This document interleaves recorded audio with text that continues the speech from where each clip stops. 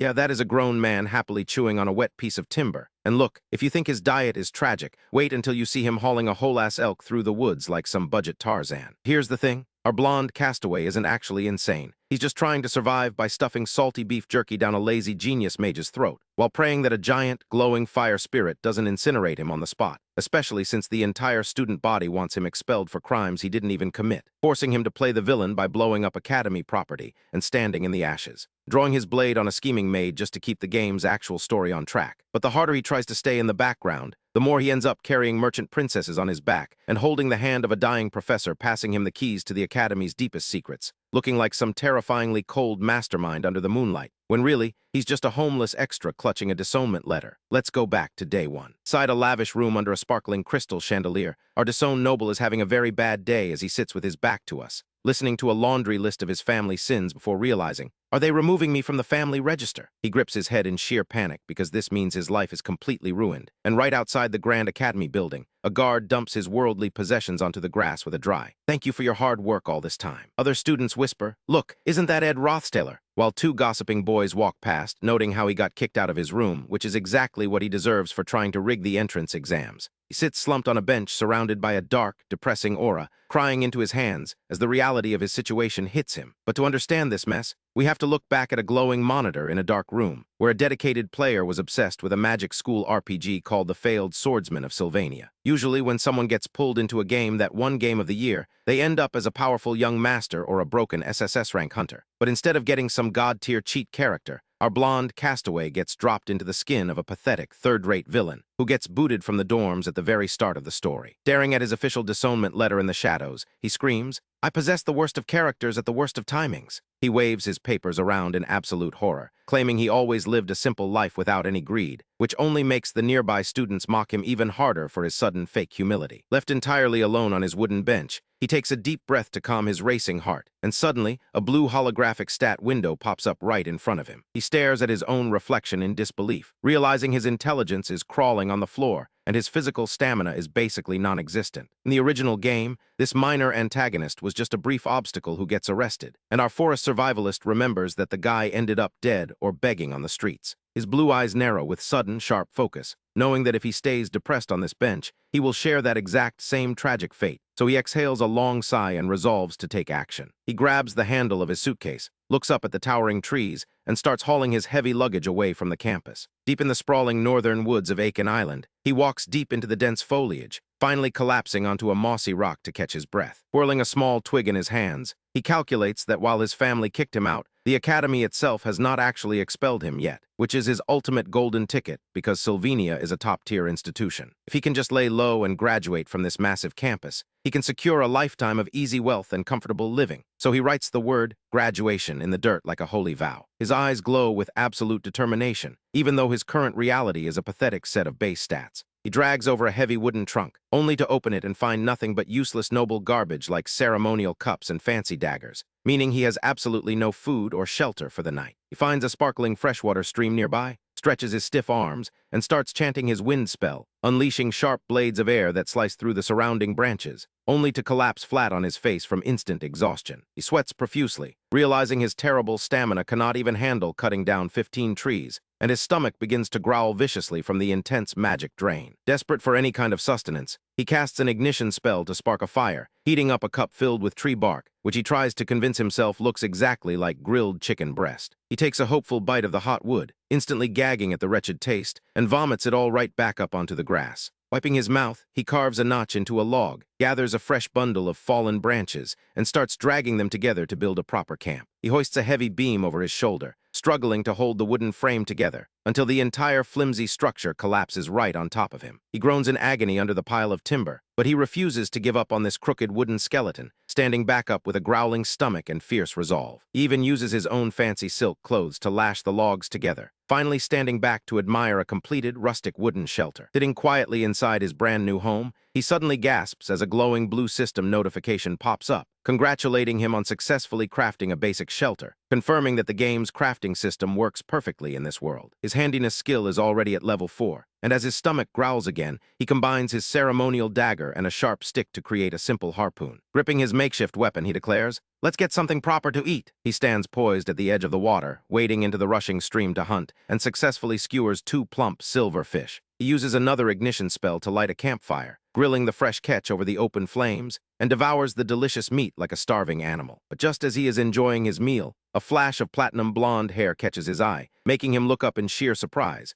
as Princess Peenia herself stares down at him in total shock. A muscular survivor keeps chewing his fish, remembering how this very princess watched him kneel in disgrace before, when she cold-heartedly demanded, "Please disappear from this academy." Now, she glares at him, demanding to know why he is still on campus, leaving him to stare back from the shadows, ready to play his cards. Standing amidst a raging, fiery inferno surrounded by dark shadow spirits, our crafty extra looks utterly battered and bloodied, trapped in a digital-style interface next to a mysterious hooded figure, as a sleek, futuristic border frames his tense face. He recalls how the original Ed got shoved around by classmates who despised him, while a shadowy girl with glowing eyes watched from the background, leaving him completely shocked by the sheer intensity of her gaze. This is Princess Peenia Elias Kroll, who stares directly ahead with brilliant golden eyes, activating her legendary insight skill to detect every single lie and conspiracy in her path. Back in reality, our forest survivalist looks flustered, crouching over his baggage right outside the massive academy doors, when the cold voice of the princess demands to know what he is doing here. She stands tall in the sunny clearing, looking down at him with pure disdain,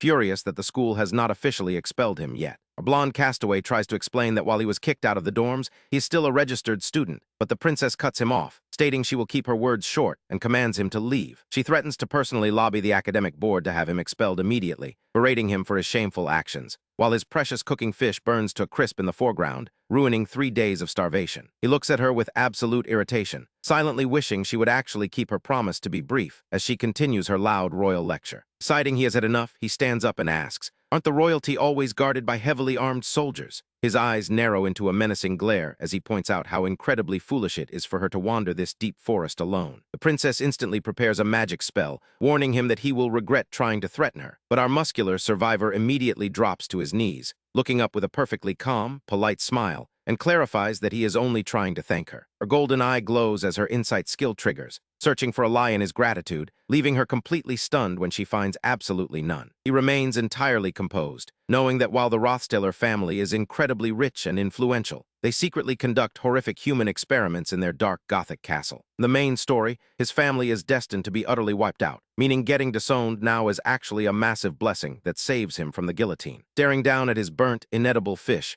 our crafty extra focuses on the immediate problem of survival, knowing that if he gets expelled now, it is a complete game over. To prevent that disaster, he looks up at the approaching princess and deduces she is currently taking Professor Glast's notorious class placement test, which is displayed on a glowing quest notification. The objective is to find magic beads hidden deep in the woods, a test that is famously vicious and unforgiving. Knowing she aims for the prestigious Class A, he flatters her, which only makes her scoff in annoyance. She prepares to demand his expulsion again, but he cuts her off with a bold warning, telling her she will never make it into Class A without his help. They stand face to face in the quiet woods, as he instructs her to head southeast and cross the shallow water, where she will find a small grassy island with a giant guardian tree. She walks across the glowing water, searching the hidden roots, and discovers a brilliant, glowing magic bead. She looks at the prize, recalling how the old Ed was a notorious liar and a cheat, while our forest survivalist looks down thoughtfully, hoping his bait worked, as he crouches quietly in the forest. Soon after, a grand announcement echoes through the sky to signal the end of the exam, overlooking the sprawling beauty of the academy grounds.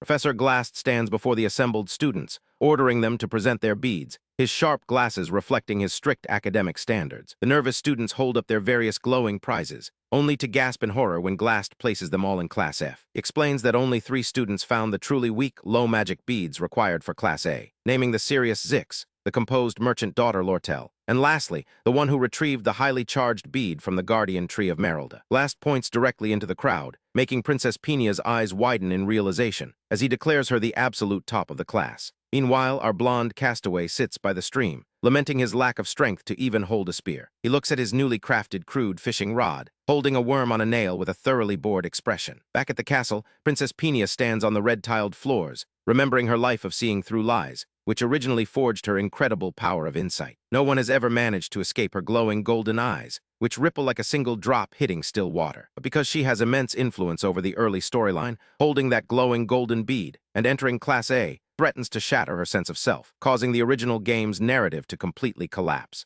Our muscular survivor sits in the quiet forest holding a wooden stick, while back in the lecture hall, Peenia stands over a sleeping genius named Lucy Merrill. Lucy snoozes peacefully next to her name tag, leaving the princess to realize that the predicted future might actually remain unchanged. She gasps as a sudden wave of understanding washes over her, telling herself, "Insight will always see the truth." She grips the golden bead tightly in her palm, realizing that Ed actually spoke the absolute truth. She walks slowly through the shadowed woods, remembering how she hid her royal identity because she wanted to prove her worth honestly. Yet she could not accept a prize she did not find on her own. She bows her head in deep shame, feeling completely unworthy of her noble title, as other students cheer for the sleeping Lucy in the corridors. Ed's words echo in her mind, challenging her to expel him if he lied, and she walks down the red-carpeted hallway in silence. He punches the wooden wall in absolute frustration, just as a fishing line ripples sharply in the forest stream. She glares with fiery determination, whispering, "I will keep my eyes on you." A heavy splash erupts near the waterfall as a massive silver fish is yanked into the air. A crafty extra reels it in with a joyful, "Got one!" As the sun sets over the distant golden mountains,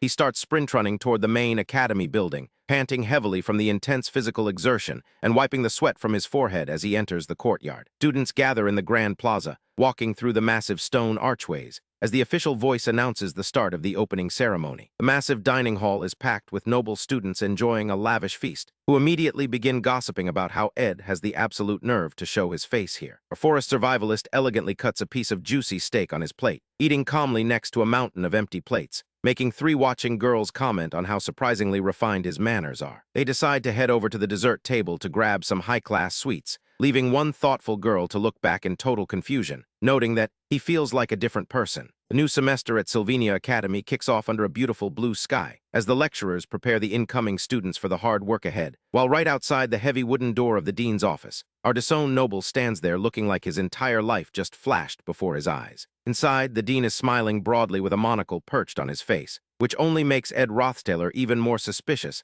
that Princess Peenia must have said something good about him. He lets out a massive sigh of relief once he gets clear of the office, his focused blue eyes narrowing as he reminds himself to be extremely careful not to derail the original game's storyline. To build up his pathetic stats, he pulls up his combat details and eyes his novice bow proficiency, before spotting a lone white rabbit standing in a forest clearing. His arrow strikes the poor creature dead-on like a lightning bolt hitting a lightning rod. But as our forest survivalist kneels to clean his catch with a knife, his eyes fly open in absolute shock at the sight of a pink-haired girl resting peacefully under a nearby tree. Ed stands frozen in place with his bow and basket, staring at the legendary top student of the sophomore class as she looks straight at him and asks, "So you're the amusing guy Merrilda was talking about?" Yenica Palarover introduces herself warmly, saying, "I'm Janica Failover. I'm in my second year, same as you," but Ed is just internally screaming, wondering how she managed to find him. She explains that this forest belongs to a high-ranking spirit named Merrilda, leaving our crafty extra to realize he has been treating a holy sanctuary like his personal hunting ground. He awkwardly admits that he has chopped down a ton of trees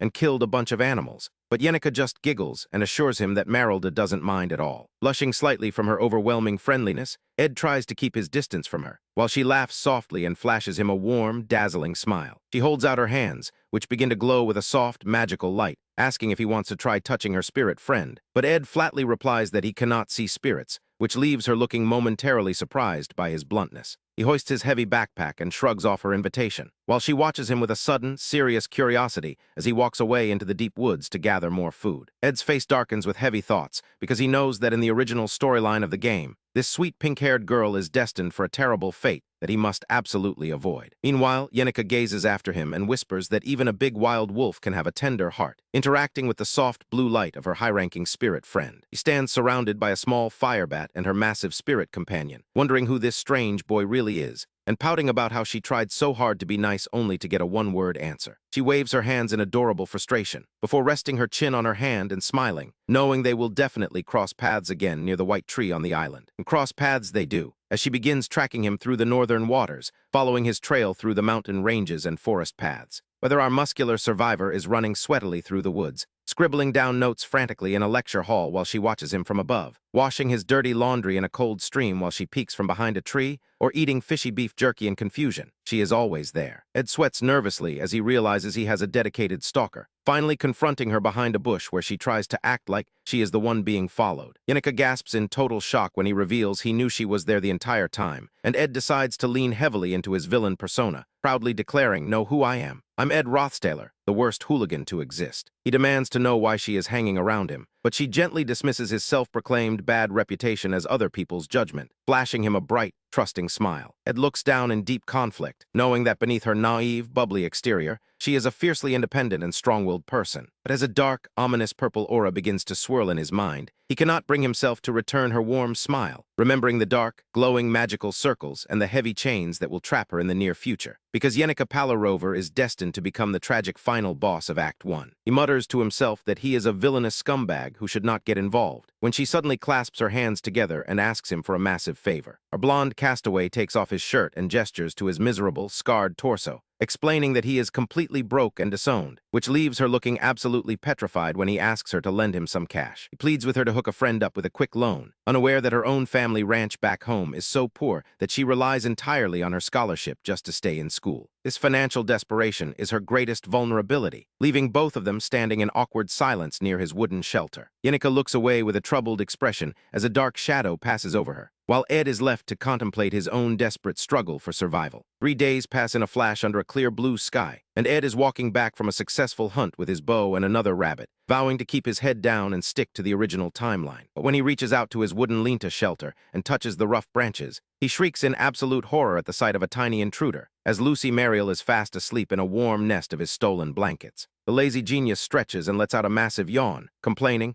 "You're so loud that I can't sleep." Ed looks completely sweaty and bewildered when he asks, "What did I do?" while she points her finger, directing his attention toward a massive blue wolf spirit, which she says keeps trying to talk to him. The glowing, majestic creature hovers in the forest air, and Ed watches in silent awe as the giant wolf spirit of the forest begs him to save Yenica from her impending doom. The massive house-sized wolf spirit looming over him shines with a brilliant, ethereal blue light, leaving Ed sweating nervously under its heavy gaze, as it commands him to save Yenica at all costs. While the spirit speaks, Lucy Mariel just lazily points at him while taking a nap, leaving our forest survivalist hiding in his cramped makeshift shelter, trying to process this massive, plot-altering demand, while the lazy genius continues to gesture sleepily. Ed screams at the sleeping girl to stop slacking off and wake up, but she just uses magic to float effortlessly in the air, later migrating to the ledge of the school clock tower to sleep some more. Birds chirp peacefully in the quiet forest, and a small stream flows gently over the smooth rocks, while Ed watches her sleep on the ground with an exasperated sigh, realizing he has made his bed and now he has to lie in it. Under a bright, sunny academy sky, our muscular survivor is already drenched in sweat, watching a glowing purple teleportation circle manifest, only for Lucy to drop right onto his shelter, having used multiple high-level spells just to travel a short distance to sleep. He tries to ignore her and finishes crafting a brand new snare trap, crouching down to warn the lazy girl not to eat the bait. But our crafty extra can only watch in annoyance as she immediately reaches for the meat, reminding him of the endless strategy guides he memorized in his past life. Lucy innocently chews on her stolen snack, mumbling that she saw the maids of Opheles Hall searching for him, which triggers a look of sudden horror on her sleepy face. She sits in frozen, vacant panic for a second, before jumping up and claiming she has an extremely urgent errand, teleporting away in a violent blast of wind magic that nearly knocks Ed off his feet. Our disowned noble is left coughing in the dust, muttering that she certainly moved fast when her own tail was on the line, cracks a slightly cynical smile to himself, and gathers his tools to head back to work, hoping this weird encounter won't derail things further. But it doesn't take him long to realize how incredibly naive that thought was,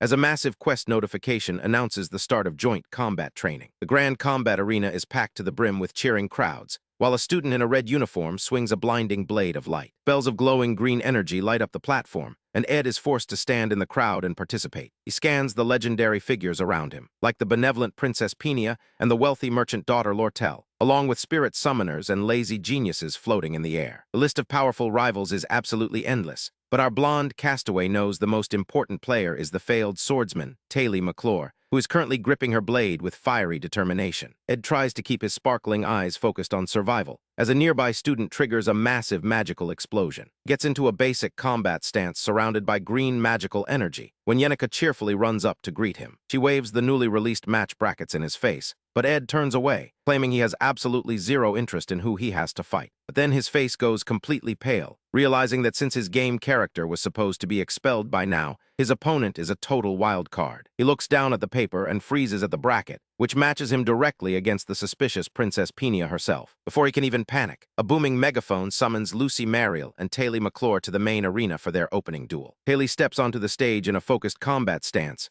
vowing, "I shall perform to the best of my ability." Ed watches calmly from the sidelines, knowing that in the original game, this match is a notorious roadblock that has forced countless players to stare at a game over screen, leaving them weeping in absolute frustration. The megaphone repeats the announcement for the missing Lucy, asking, "Is there a student named Lucy Merrill?" As Ed breaks out into a nervous sweat, he spots the lazy genius fast asleep behind a nearby podium and has to literally pinch her cheek to wake her up before dragging her toward the arena by her hair like a sack of laundry. Lucy just grumbles sleepily, asking, "Do you have any more of that beef jerky from last time?" She lets out a massive yawn on the platform, while Taylor focuses all her energy, shrouded in a bright, fiery aura. Her training sword glows with a blinding light, her fist clenching with golden energy, before she lunges forward like a human missile. Lucy looks genuinely startled by the incredible speed, as Taylor cleanly cuts through her initial spell. Taylor rapidly closes the distance, forcing a panicked Lucy to reflexively cast a massive intermediate lightning strike, which erupts in a deafening crackle and covers the entire arena in a violent electrical explosion. Taylor is completely blown away and overpowered by the forbidden magic, but Lucy is instantly disqualified for using intermediate spells in a basic match. This technicality hands Taylor an unexpected historical victory over the class genius,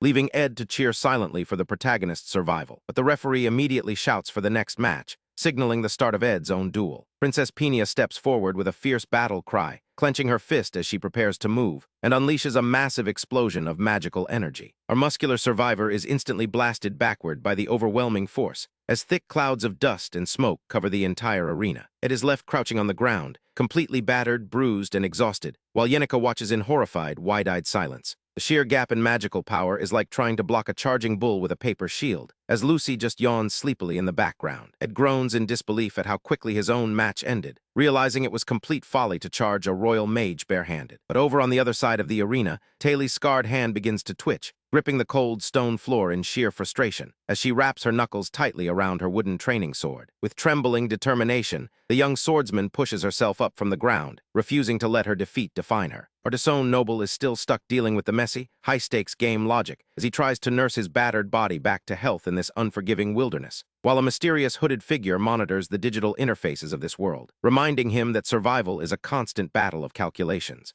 Suddenly, the announcer shouts Lucy Merrill's name to the roaring crowd, shaking the massive arena as the spectators go absolutely wild, only for the match to end in a bloodied, brutal display that leaves the defeated opponent completely shattered on the stone floor, which Ed watches with narrow, calculating eyes from the sidelines, stepping forward to take his own turn in the combat zone as his boots click firmly against the cold arena tiles. In this world, contracted wind spirits provide automatic, seamless protection, making the tiny white-haired genius practically untouchable in battle, though all she really cares about is asking Ed for some jerky, clueless that her sheer presence is completely warping the main storyline. But before our blonde castaway can even catch his breath, Princess Peenia corners him, glaring with intense royal suspicion that practically burns through the hallway. Then a massive, blinding flash of magic erupts across the stage, forcing Ed to brace himself against the sudden shockwave, as he yells at the battered protagonist Teely to stand tall and walk proudly, terrified that if the main character's spirit is permanently broken here, the entire future of this world will crumble before his eyes. Princess Peenia, who was born with the divine blessing of insight, spends her entire life navigating the dark, suffocating abyss of royal court politics. So when Ed politely asks her to go easy on him in their upcoming duel, she politely echoes the sentiment while keeping her guard completely up. Meanwhile, the surrounding students whisper vicious rumors about Ed's sudden kindness,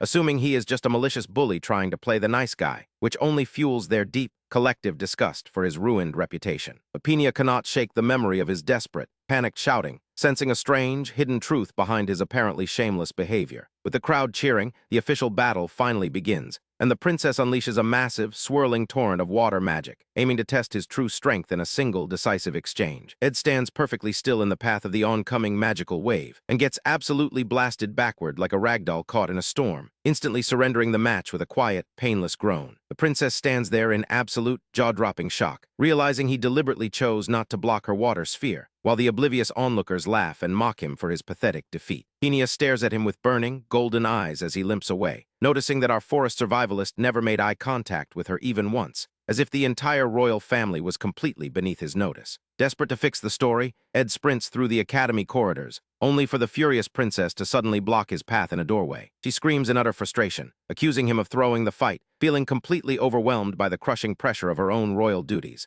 until Ed gently reaches out, places his hands on her shoulders, and calmly instructs her to take a deep, steadying breath. A deep blush rushes to her cheeks as she hides her face, but her golden eyes remain locked on him with piercing clarity. She asks him flat out if he severed ties with his noble family by intentionally getting himself expelled to escape their dark side, demanding that he look her straight in the eyes and tell the truth. The comically long, virtual Pinocchio nose stretching from his face, Ed lies through his teeth, driving the princess to a wild, screaming peak of exasperation, though she finally relents and points him toward the exit. As our crafty extra turns to leave, he pauses, gently reminding her that she looks completely worn out and should learn to relax a bit because this is Sylvania Academy, not her palace. Left standing there with a blushing face, the princess watches him go, while Ed's shoes clatter rapidly as he races toward the training field, where the dejected protagonist Teely sits clutching a training sword. But before Ed can take another step, a fierce childhood friend Isla Triss leaps in front of him, crying tears of absolute rage as she begs our blonde castaway to stop harassing Teely. Isla Triss tearfully accuses Ed of making Teely's life a living hell, demanding that he stay away and stop his endless harassment, which leaves our disowned noble utterly stunned to see her still active in the school, knowing that while he was busy dueling the princess, Isla flees straight out of the room without looking back once. After finding Teely, she immediately offers her warm encouragement, trying her best to lift his shattered spirits on a nearby bench. Ed stands there awkwardly, asking why they are confronting him, only for Teely to narrow his eyes and demand to know what he is scheming. But our forest survivalist flatly denies having any hidden plots, thinking to himself that he just wants to survive while the protagonist saves the world, even if the original villain treated Teely like a convenient pushover. Leaving the suspicious duo behind, he quietly walks away, maintaining a cool, aloof posture that only irritates them further, until a sudden, blinding eruption of elemental magic shakes the hallway, revealing a roaring, colossal fire spirit named Takken, as a highly focused Yenica Pala rover lunges forward with terrifying speed, shattering defensive ice barriers into a million glittering shards. Riding atop her towering, flame-wreathed spirit, she forces Lortel Ketcheln to cast desperate defensive magic, as a massive stream of fire engulfs the entire battlefield. Beneath Yenica's triumphant stance lies a cold, dark smirk, though her oblivious classmates immediately surround her with cheering praise, even as she urgently calls for the crowd to make way for a stretcher. Lortel is carried away with severe, painful burn injuries, leaving Yenica looking deeply disturbed and haunted by her own excessive power. Ed quietly slips away from the Grand Academy celebration, retreating under a brilliant, starry night sky to avoid the complicated main cast. Back in his quiet forest sanctuary, he checks on his underwater fishing nets, wading into the cool stream completely shirtless to catch their dinner. Suddenly, Yenica appears from the bushes and covers her blushing face, shrieking in embarrassment while our shirtless survivalist yells back in surprise. Sitting by the warmth of a cracking campfire, she admits she loves this secret base, confessing that she desperately needs some honest, practical advice, which catches our blonde castaway completely off guard. She hesitatingly explains what happened during the joint combat training, haunted by the memory of how badly she injured her opponent, unable to escape the nagging feeling that she went far too violent. Ed calmly tells her to just go ahead and apologize if she feels it's right, knowing that her supportive friends always take her side unconditionally, which makes Yenica laugh softly, finding his blunt honesty incredibly reassuring. She realizes he is not the arrogant noble he used to be, as Ed quietly goes back to repairing his coarse rope netting under the glowing fireflies.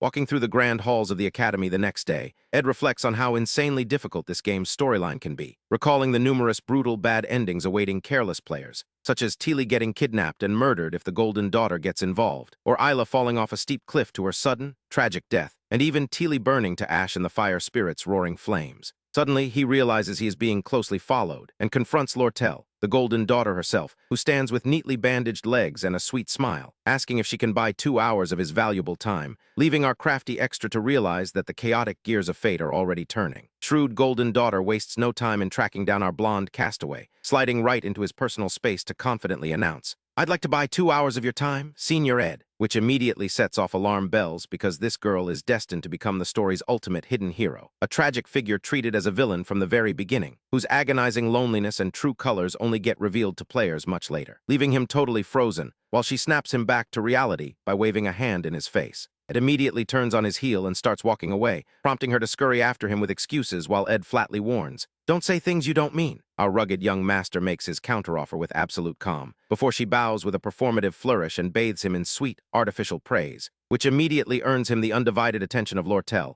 who looks at him like he is a fascinating specimen. Claiming his dedication to studying in poverty is a massive inspiration to her, which only earns her a dry laugh as Ed points out she is being her usual arrogant, self-centered self. Unfazed by his bluntness, she holds out 3 heavy gold coins as a tempting down payment, before she effortlessly slides 3 gleaming gold coins across the table. But our forest survivalist refuses to let his pride be bought so easily, stepping in close enough to gently press her fingers against his chest as if to measure his heartbeat, even as she cheekily slips the gold right into his chest pocket, forcing him to realize that this dangerous merchant girl is already collecting allies like chess pieces, leaving him to walk off into the sunset with a highly dangerous plan brewing in his mind. It knows the bitter reality of sudden poverty. Behind her wealthy facade lies a childhood of harsh lessons, represented by the bandages wrapped tight around her fingers. How a single moment of desperation can crush a proud, noble heart, and how surprisingly easy it is for a desperate person to sell their soul, and memories of desperate people willing to throw away their families, pride, and entire lives just to get their hands on a single coin, trading away their families and dignity for a handful of chump change,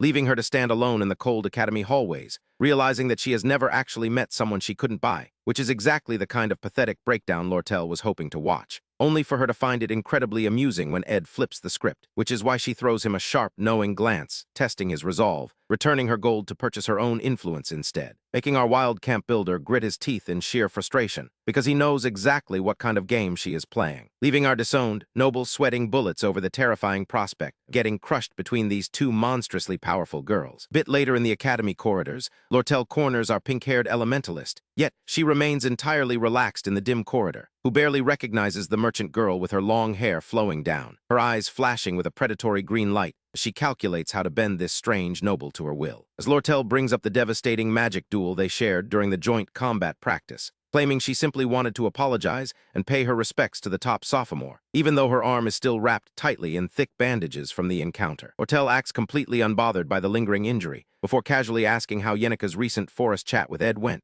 She takes this calculated charm straight to Yenika, who listens with an increasingly puzzled expression, noting with a smirk that the local elementals are terrible at keeping secrets, her summoned elemental spirits fluttering around her like anxious fireflies as she senses something is off, especially when Lortel subtly brings up her late-night meetings with Ed, which leaves the sweetheart of the academy absolutely paralyzed with shock, prompting Yenika to ask what their connection really is, especially when Lortel reveals that Ed actually tried to pay her with gold coins before coldly reminding her, "You know how they say you can't buy sincerity with money?" This entire web of influence traces back to Elt, the red-suited merchant who runs her company with an iron fist, as she smugly points out that to her, Ed's approach is a bit more moving, leaving Yenika utterly mortified by how boastful she must have sounded to him earlier, so she quickly excuses herself to go focus on her high-rank spirit contracts, a shadow that constantly looms over Lortel as she looks back into the dark, reflecting on how the ruthless merchant daughter is completely aware of the world's dark side, smiling softly to herself because she knows she has to play her cards perfectly, eventually stepping through the heavy double doors of her private quarters to execute her next move, even if carrying that heavy burden is starting to take a visible toll on her, prompting Yenika to resolve to work even harder to meet the bright, hopeful expectations targeting the dormitory room clearly marked with Yenika's name, where the sweet spirit summoner stares up into the dark, completely unaware of the trap closing around her, that everyone always places squarely on her shoulders. Next morning, the bright sun shines down on fresh laundry drying in the breeze.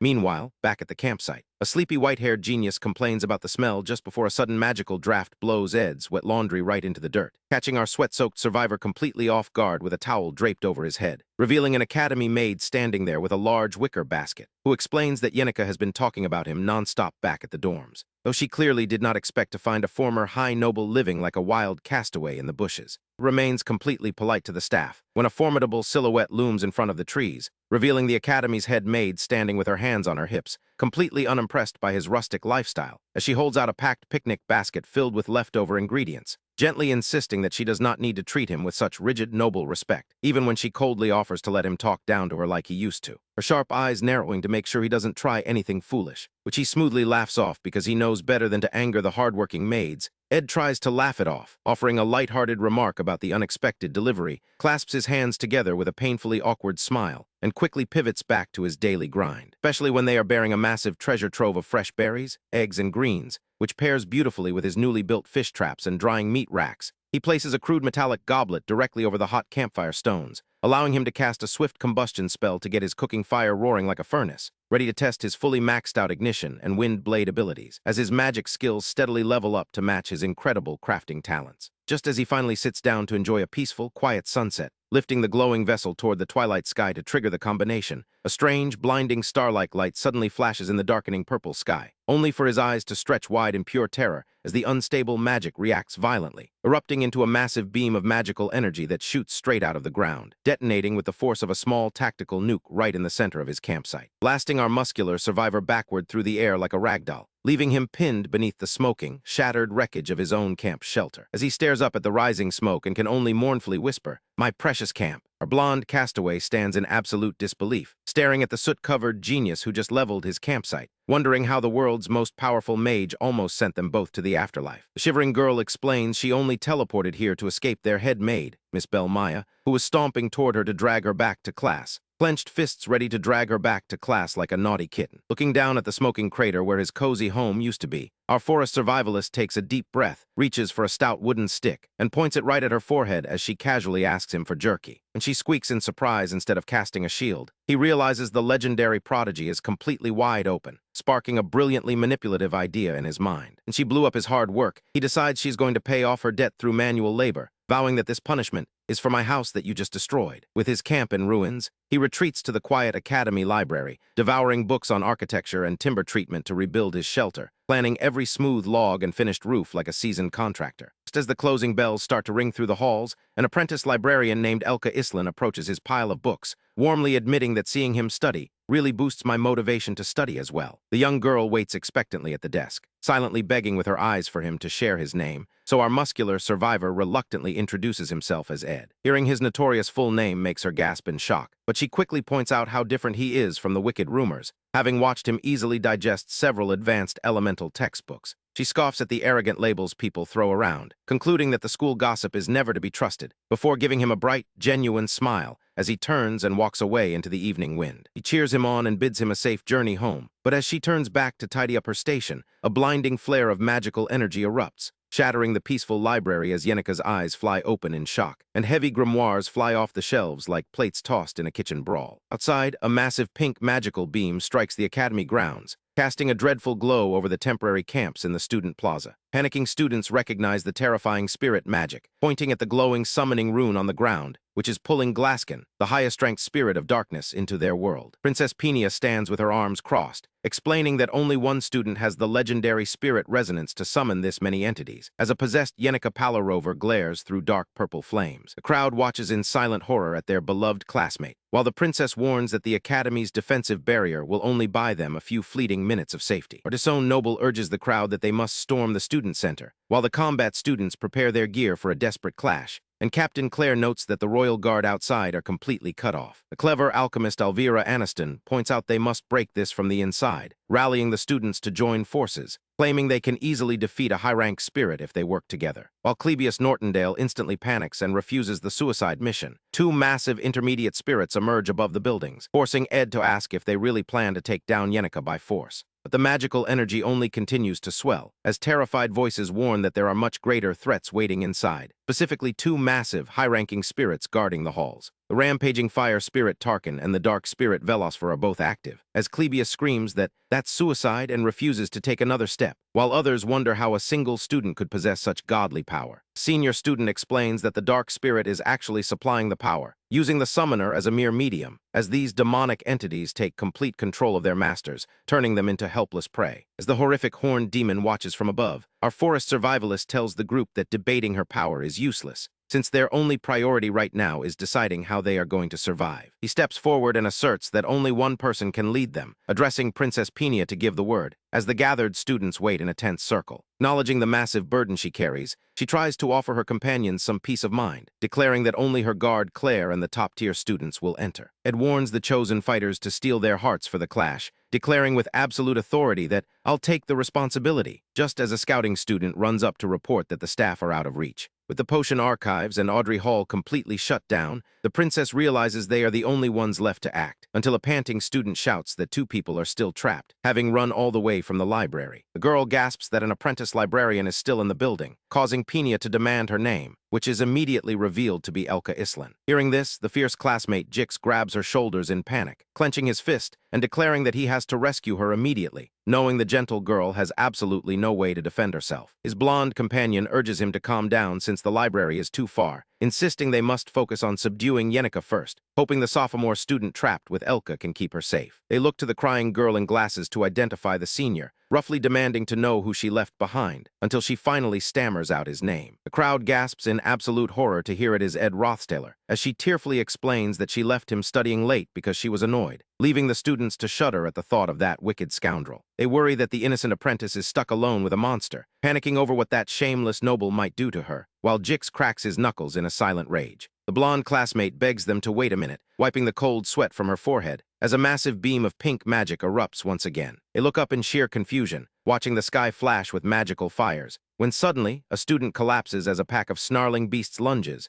revealing glowing blue wolf spirits ambushing them from the darkness. Vowing that if Ed touches a single hair on Elka's head, Jix unleashes a blinding, powerful slash that tears through the beast, leaping into the air like a spring-loaded trap, as his magical strike obliterates the dark threat. He promises to beat the shameless noble to a bloody pulp, shouting his fury at the top of his lungs, as he screams Ed Rothstaler's name into the burning night. The miraculous rise of Jix, the legendary spear of grass, is the kind of story that makes you realize how wild the northern border is, where a lone warrior has to watch his own back in a freezing land of absolute savagery, far beyond the reaching voice of the Empire. It is a brutal world where you must check your own neck every morning to make sure it is still attached, and where falling behind means being abandoned like an injured elk. He spent years wandering through town being shunned as a subhuman cannibal, hiding his face under a heavy wolf pelt, and carrying heavy carcasses through the marketplace while everyone turned away in disgust. Then a warm hand reached out, and Yenika Palarover looked at him with a gentle smile, calling him a wolf walking on two legs, which was the first time anyone had ever shown him genuine kindness,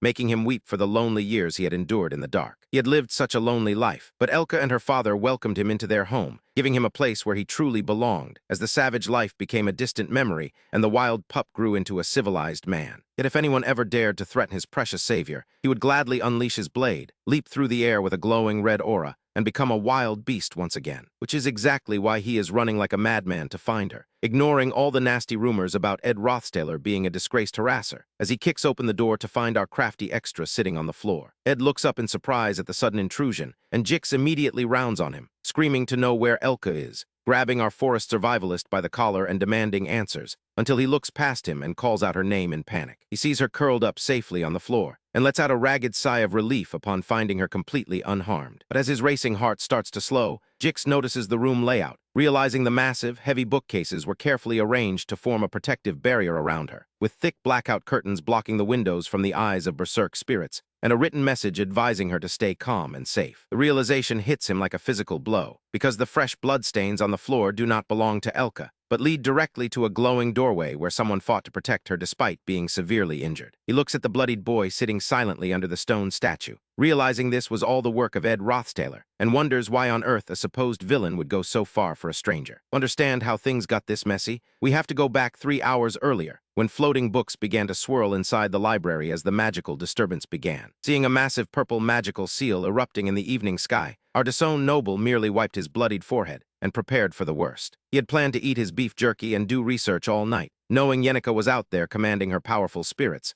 But when the shadow monsters breached the corridors, our blonde castaway was forced to fight for his life. He unleashed a flurry of combustion magic, grinding his skills to the absolute limit until his face was dripping with sweat. Now carrying the unconscious Elka on his back, Jix stares at the bloody survivor in disbelief and asks what he was doing, only for Ed to casually claim he was just training. Deeply moved by this stoic humility, Jix declares he owes him a massive debt. But our crafty extra does not have time for sentimentality and tells him to move quickly, directing him to go help Taylor McClure. He explains that only Taylor's unique element slash can pierce the fire spirit's shell, and urges Jix to leave the library immediately. As Jix runs off, Ed sighs, expecting the game's original story to play out, only to freeze as a terrifying realization hits him, because the final showdown has been pushed forward by a whole month, meaning Jix and Taylor never actually became friends, and Taylor never had the chance to learn his signature technique. The game's plot is completely falling apart, and a few hours later, the battered raid team is gathered at the student center, with Claire apologizing for her injuries, while the others admit they stood no chance anyway. With Claire unable to walk and their combat strength severely depleted, even Clebius, the top student of the combat faculty, is heavily injured. And as the summoning ritual nears completion under a darkening sky,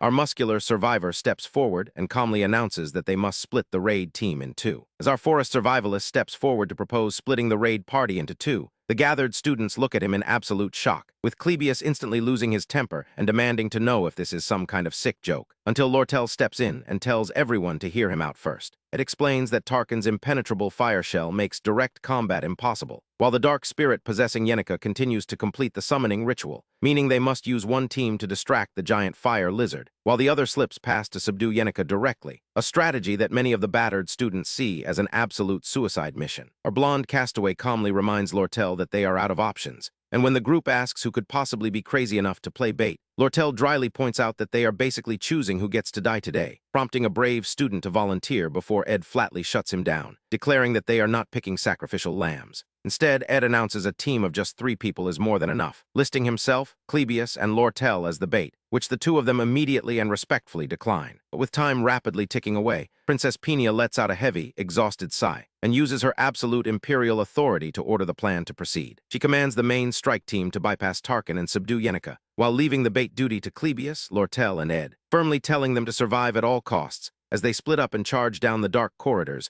toward Nail Hall where the giant beast awaits. Lortel asks how on earth they are supposed to stall a high-ranking fire spirit as they rush through the dusty corridors, but our crafty extra tells her to trust him, leaving Clebius to wonder if this disgraced noble actually has a secret plan, just as Tarkin's massive fire claw slams into the stone floor. With Yenica trapped deep inside the training grounds, the princess leads her team forward while relying on Ed's distraction, as Tarkin unleashes a terrifying roar of blue flames, and our muscular survivor sprints directly into his path. Ed panics and screams, wondering how on earth he is supposed to keep this thing's attention, as the towering fire lizard suddenly looms right behind him, staring down with massive, glowing eyes, before letting out a deafening roar that shakes the walls and sending Ed running for his life. Lortel watches the chaos unfold in the corridor, asking if Ed's brilliant master plan was seriously just sacrificing Clebius. But Ed yells back that Clebius is the top student and incredibly resilient, before reminding Lortel that she has the most important role of all. She channels her mana, summoning glowing magical seals in the air, remembering how Ed praised her talent and told her she is built for this, as she unleashes a surge of intense blue energy and blows the academy wall to absolute pieces. Lortel walks through the collapsing debris with a clever smile, remembering how she once blew up Nail Hall's ceiling with forbidden magic, and realizes Ed deliberately chose her because of her destructive record, concluding that our disowned noble is a highly amusing character. Meanwhile, Clebius is screaming in sheer terror as he runs from the beast, realizing that even if the strike team makes it inside, he and Lortel are still stuck dealing with a giant flaming lizard, whose shell makes him completely immune to normal physical attacks. But Ed calmly reveals a small paper bag, telling Clebius to get ready, as Lortel conjures a massive barrier of jagged ice, which rises up like a frozen fortress,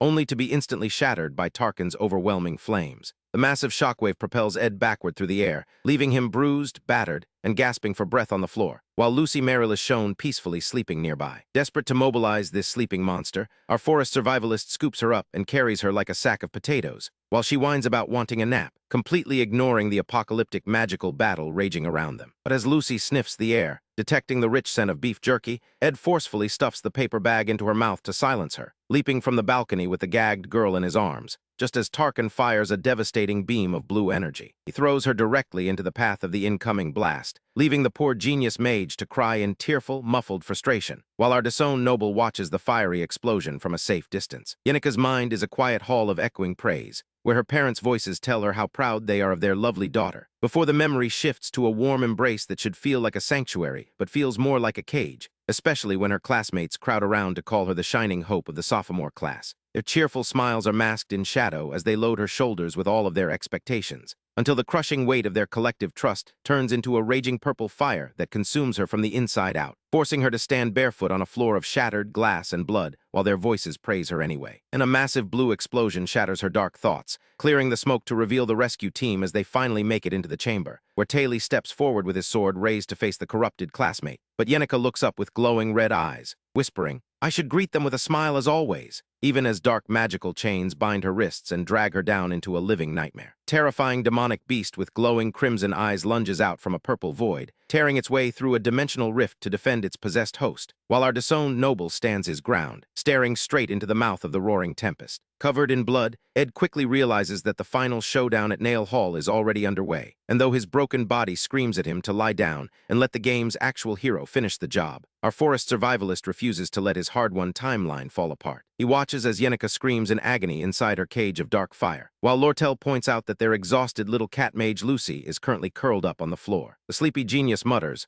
"I used all of my magic to propel 2 chastising ice spears at him, but he's still holding out," which means Ed has to take the lead, announcing that they need to slash its throat to end this once and for all. He looks over at Clebius, suggesting that a swordsman is much better suited for a clean cut than a pair of exhausted elementalists. But Yenica's desperate, tearful cries for help ring through the chamber, shattering their resolve. Ed rounds on Lortel, promising to take full responsibility if she can just freeze the monster in place for 1 split second. And though Lortel sighs at his ridiculously dramatic life-and-death speech, she flashes a brilliant smile, admitting, "That's my area of expertise when it comes to investments." He whispers that she likes him a whole lot more than the arrogant princess who hides behind her royal bloodline, and with her bandaged fingers weaving a massive spell in the dark, she summons dozens of razor-sharp ice shards that hover in the cold air, stepping onto a glowing magic circle to pledge her life to his insane gamble. The possessed summoner screams in terror as the fire beast lunges forward, its fanged maw opening wide to swallow them whole, but our crafty extra throws himself directly into the path of the violet flames. He leaps sideways to dodge a massive swipe of the creature's claws, when suddenly, a colossal entity wrapped in red chains and dark fire manifests in the sky above. Ed recognizes the terrifying figure of Glaskin's right-hand man, realizing that Taylor's party has finally pushed the main boss into its final phase. But the massive magical fallout is about to collapse the entire building right on top of their heads. Yenica glares down from her throne of dark energy, commanding her pet beast to strike, but our muscular survivor is already channeling a bright emerald light around his fingers. A swirling sphere of concentrated wind expands in his palm, unleashing a massive green wind blade that cuts through the dark like a guillotine. The high-rank fire spirit Tarkin bellows in agony as the wind slices through its core, and a flashing system notification confirms that the legendary beast has finally been slain. As his spirit connection and understanding stats surge upward to unlock a brand new contract slot, fiery spectral claws descend from the ceiling, forming a massive grid of glowing light that locks down the Academy skyline as Taylor delivers the final strike elsewhere. A brilliant explosion shatters the remaining ruins, and after the dust finally settles, Ed stands quietly over Lortel and Lucy as the crisis draws to a close. Later that evening, the golden rays of sunset paint the forest, where the 3 survivors sit together beneath the sprawling branches of a massive tree. Lortel complains that you're lacking a bit too much of sentiment after surviving a life-and-death battle with her,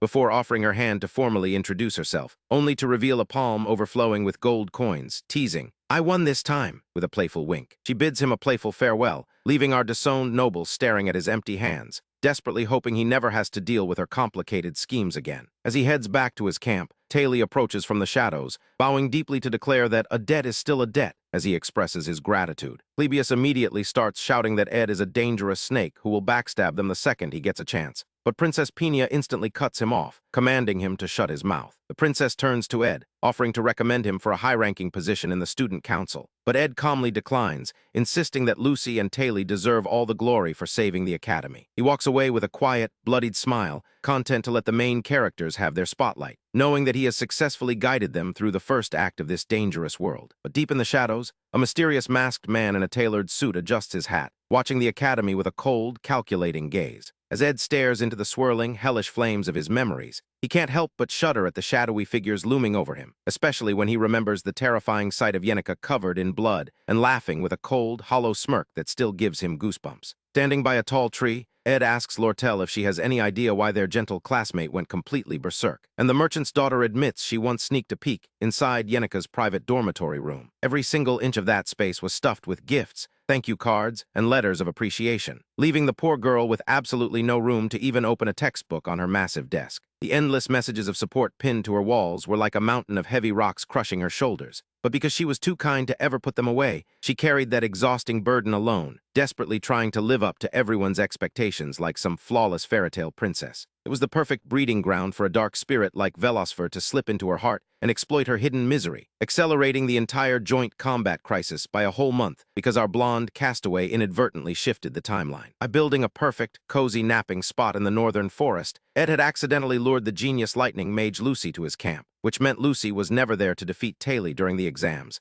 leaving Yenika to bear the overwhelming spotlight all by herself. Now, a disheveled and deeply exhausted Yenika wanders into Ed's camp, muttering that she finally understands why Lucy loves sleeping here so much. She slumps onto the grass, laughing weakly as she whispers that everyone seems to have forgotten all about her in the aftermath of the chaos. But Ed dryly cuts in, pointing out the irony of her hiding in the deep woods where absolutely no one can find her. Yenika admits she just wanted to hide from the world a little longer, covering her face as she confesses, "Because I'm about to ugly cry right now," to the only person who doesn't expect her to be perfect. Suddenly, a glowing blue wolf spirit appears before Ed, passing along a silent, desperate plea to protect its beloved summoner. And our crafty extra realizes the spirit chose him because he was the only one who didn't crush her with suffocating praise. He thinks back to her lonely nights spent studying until dawn, always smiling for her friends while drowning in private pressure, and gently steps forward to call her name. Quietly tells her, "You've worked hard," offering the simple, uncomplicated comfort she has been starving for, causing her to finally break down into heavy, cleansing tears as the weight of the world lifts off her shoulders.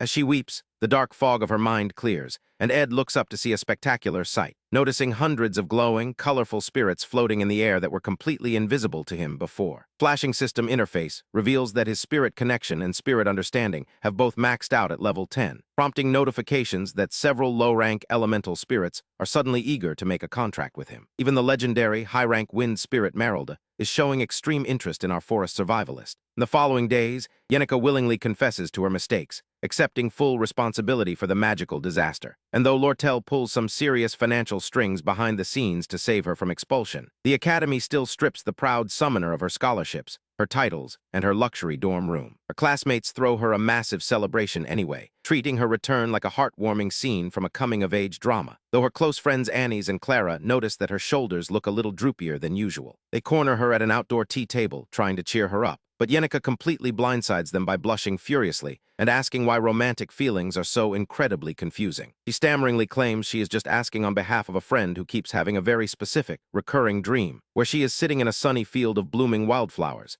and Ed rides up like a charming prince on a majestic white stallion. She places a delicate crown of flowers on his head, only to wake up screaming in embarrassment because that same dream over and over keeps hijacking her brain. Her friends point out that she spent her entire 10-day probation locked in her room with nothing to do but daydream. But Yenika panics, shouting about helping the assistant professor before bolting like a startled pheasant. Annie's is left speechless, realizing with sheer horror that the legendary, pristine Yenika has fallen head over heels for the school's notorious pariah, while Clara suggests that she should just be honest with her feelings to avoid making things even more complicated. Yenika thanks them for the genuine advice before scurrying back to the dorms, leaving her exhausted friends to faceplant onto the table in absolute disbelief. Meanwhile, our muscular survivor is carrying a wooden toolbox through the forest to work on his shelter, when he spots Yenika fidgeting nervously behind a nearby bush. He casually greets her, asking if her house arrest is finally over, but the poor girl squeaks in terror and sprints away in a wild panic. She screams that she has urgent business at Ophely's Hall, leaving Ed to watch her go with a look of pure confusion. Shaking his head, he gets back to the grind, grabbing his saw and axe to stack fresh wooden logs,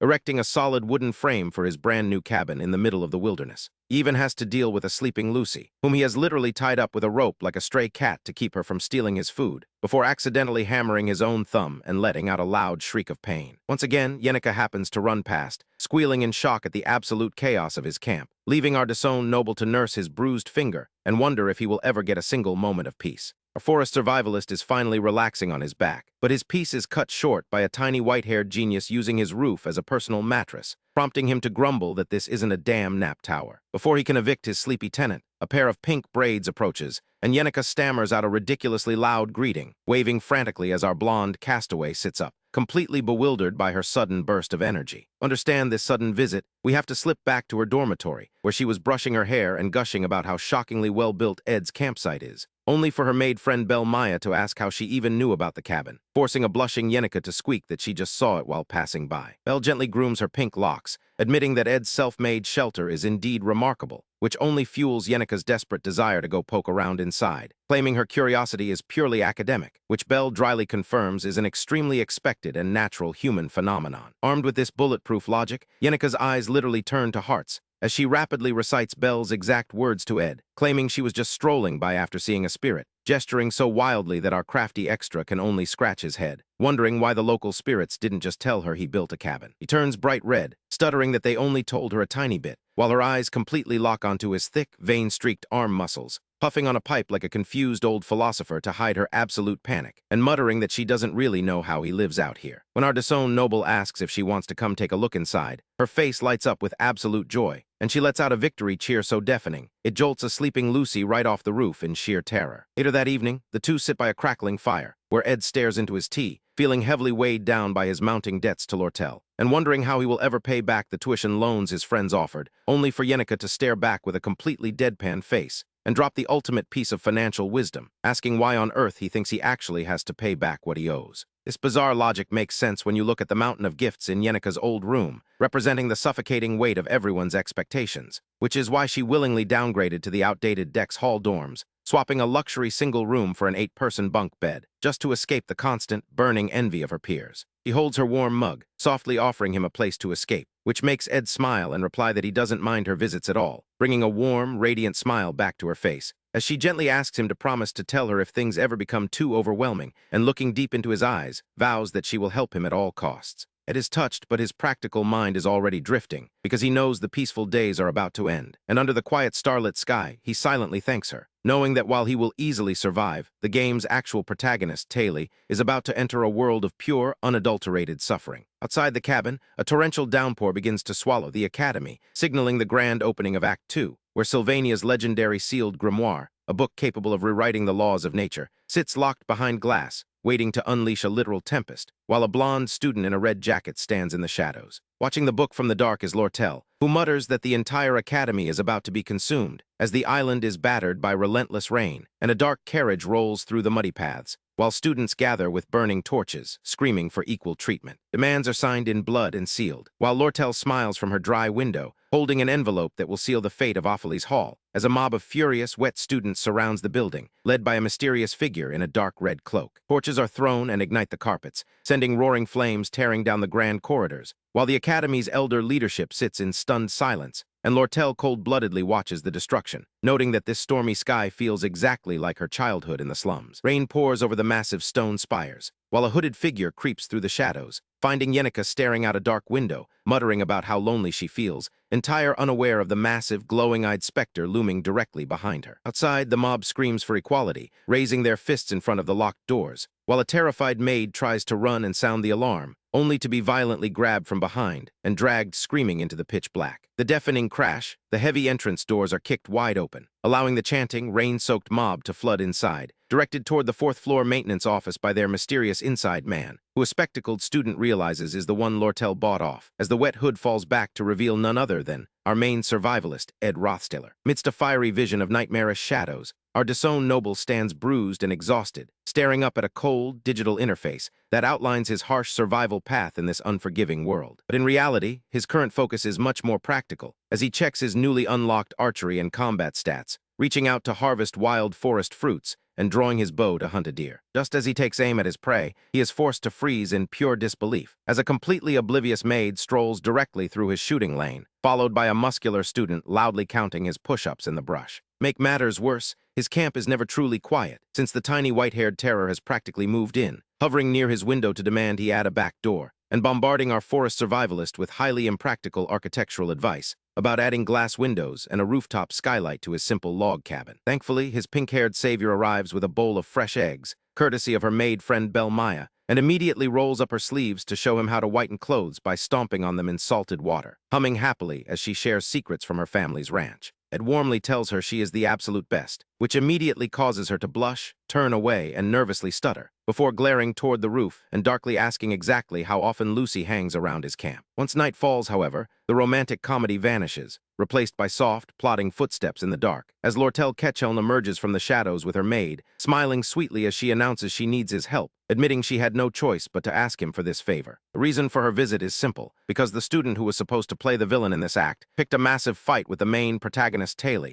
but made the fatal mistake of insulting Ed's name, which enraged Ed's loyal friend Jix so intensely that he beat the bully into a vegetative state, leaving Lortel without a puppet. He hands Ed a key, asking him to infiltrate Ophely's hall and open the heavy doors when the protesting commoners arrive, explaining that she cannot trust her hired mercenaries not to betray her, and tempting him with the sweet taste of revenge against the school that disowned him. But our crafty extra calmly counters with his own terms, and after she offers 20 gold coins, the deal is instantly struck with a handshake. The next day, relentless rain beats against the sturdy wooden roof, while Ed sits cozily inside his dry cabin, reading, as Yenica sits across from him, sighing that she thought the storm would clear, and marveling at how incredibly warm and secure he has made this simple woodland sanctuary. And she is officially moving out of her luxury suite. She eagerly offers to bring him all her extra pillows and lamps, explaining that she has to throw them out anyway since Deck's hall is too tiny, and practically vibrating with joy when Ed happily accepts the free survival gear. She then casually asks about Lucy again, prompting our blonde castaway to glance up at the ceiling, and explain that he completely ignores the lazy cat, which sends Yenica into a state of absolute blushing euphoria. But Ed's mind is focused on the impending raid, as he asks her for a massive favor, requesting that she meet him tomorrow at 9 in the evening, in the rose garden right outside Ophely's hall, causing her to turn a bright cherry red as her mind immediately jumps to a romantic confession. He obviously cannot tell her the real reason, which is simply to get her far away from the dangerous blast zone, but she eagerly stammers her agreement and runs away screaming in pure romantic panic, leaving Ed to let out a long, heavy sigh. Meanwhile, the storm rages through the dense woods, and under the shadow of the grand clock tower, Jix is practicing handstands in the rain, grumbling to himself that he should have kept his temper in check. Back at the dormitory, a cloaked figure runs through the darkness, as the chief maid gathers almost all the staff into a meeting room, trapping them inside so the entrance can be locked without interference, while our mercenary helper receives the key and a bucket of magic supplies, standing silently in the gloomy, silent hallway. Under the black, stormy skies, an angry mob of commoner students gathers in the downpour, screaming for equal treatment and grading standards, led by a roaring villain who demands they make their voices heard. The mob charges toward the massive wooden doors, which swing wide open on their own, revealing Ed standing in the frame as their supposed savior, who dramatically coughs into his fist and announces that he has always stood with their noble cause. Tells them that losing his own luxury housing made him realize how corrupt the system is, which moves the gullible students to absolute tears, before Ed points them toward the upper floors to take over the broadcast. And the moment they run upstairs, our muscular survivor slams the doors shut and casts a powerful sealing spell, trapping both the students and the maids inside, just as Lortel steps out of the shadows, smiling at his incredibly flashy start. Pouring rain turns the academy paths into a soggy mess, as our blonde castaway waits in the shadows, only to spot Lortel lingering in the dark corridor. She walks forward with quiet, deliberate steps, as Ed explains they must wrap up their operation before the school staff can intervene, and the merchant's daughter simply nods, wishing him luck. But as her shoes click against the stone stairs, she halts to ask a sudden, chilling question, flatly wondering if he has ever killed someone. The question hangs heavy in the damp air, leaving him silent for a long moment, before our disowned noble calmly admits that he has not. She lets out a soft, mocking laugh, revealing that while she has never taken a life either, she has ruined plenty of them just to stay alive. She recalls burning critical ledgers and stabbing allies in the back, excusing her sins as survival while gold coins piled up around her, stepping over the desperate hands reaching out from below, which is exactly how she earned her infamous title of the Golden Daughter. Staring down at him with a somber gaze, she asks if he could ever bring himself to sympathize with a monster like her. Standing tall in the dim light, Ed looks her straight in the eye and delivers a cold, uncompromising refusal, telling her that she has to take responsibility for her own choices. The silence between them stretches across the grand hall before she smiles at her own sudden vulnerability and turns away to focus on her part of the heist. She walks off into the dark, leaving him completely alone to catch his breath. He lets out a massive, exhausted sigh, trying to steady his nerves, before sinking into a nearby chair to stretch his aching muscles. Outside, the storm rages violently against the school walls, completely engulfing the Rose Garden Pavilion, where a mysterious carriage splashes through the muddy roads. Yenica watches the carriage from her sheltered spot, wondering if she is doing the right thing by waiting here, clutching the note he left her like a precious treasure. Her face flushes bright red as she imagines a romantic surprise, completely oblivious to the storm brewing around her, as she remains stubbornly rooted to the spot. She whispers sweet words to her glowing spirit companion, as her little elemental friends spot two figures hurrying through the pitch-black woods. The small spirits shake their heads in warning, but the love-struck summoner is far too distracted, worrying about her floral hairpin as she decides to make a run for it. She dashes past the rain-soaked roses, sprinting back toward the main campus. Meanwhile, standing just outside the dorms, Elvira argues fiercely with her classmates in the downpour. Her friends beg her to wait for the academy staff to handle the raid, but she rants that her precious alchemy herbs will spoil without preservation magic. Ella tries to hold her back, but Elvira is too stubborn, igniting with an intense, fiery aura, as her friends warn she will throw a chemical tantrum if provoked. She brushes off their protests, demanding to reach the 4th floor, promising she only cares about saving her expensive plants, even if she has to blow through anyone who dares to stand in her way. She kicks the heavy double doors open with a loud bang, her eyes wide with fiery determination, only to find Ed sitting calmly in the darkness of the hall. The three intruders freeze at the sight of him, as our forest survivalist looks up with a piercing glare. Clasping his hands together like a mastermind, he ignores their confused demands, as they notice muddy footprints from the other rioters and the shattered display cases littering the grand lobby. Seeing Ed positioned perfectly to block the stairs, they realize he is acting as a deliberate roadblock. Elvira smiles with dangerous, shark-toothed glee, asking if he seriously thinks he can stop them. She steps closer to confront him, but Ed stands his ground, flatly telling them they cannot pass. She bursts into a mocking laugh, pointing out that his magic is mediocre, branding him a useless rookie who only knows basic spells. She looks down on the fallen noble, boasting that her squad has a formidable swordsman and a capable mage, while she is the top alchemist of their academic year. She claims the power difference is completely overwhelming, demanding to know what is actually happening upstairs. Our muscular survivor remains dead silent, prompting her to step forward, vowing to beat the answers out of him. Ed draws his sword in a smooth metallic ring, channeling a bright blue magical charge, to parry a sudden close-range strike from Taylor. His boots slide across the wet floor, while Elvira watches the clash with narrowed eyes. Recognizing his spell is only a basic elemental trick, she assumes he will focus entirely on their swordsman. But our disowned noble focuses his mind, raising his hand high to summon a swirling gale, unleashing a fierce wind blade spell that rips a massive green arc through the air. The howling wind strikes the environment, snapping heavy chains and creating a massive swirling vortex of energy. Taylor reels back from the sheer force of the gale, his eyes wide with shock as a blinding flash of magical light sends him flying backward into the debris. Warding circles on the walls hum with resonance, screaming under the sudden pressure of the blast. Taylor collapses onto the stone floor, gasping for air, as Isla screams in terror while falling amidst the dust. He struggles to stand up in the wreckage, her eyes scanning the smoky battlefield, where green embers are still crackling across the ruined entryway. Isla looks at her bag on the floor in distress,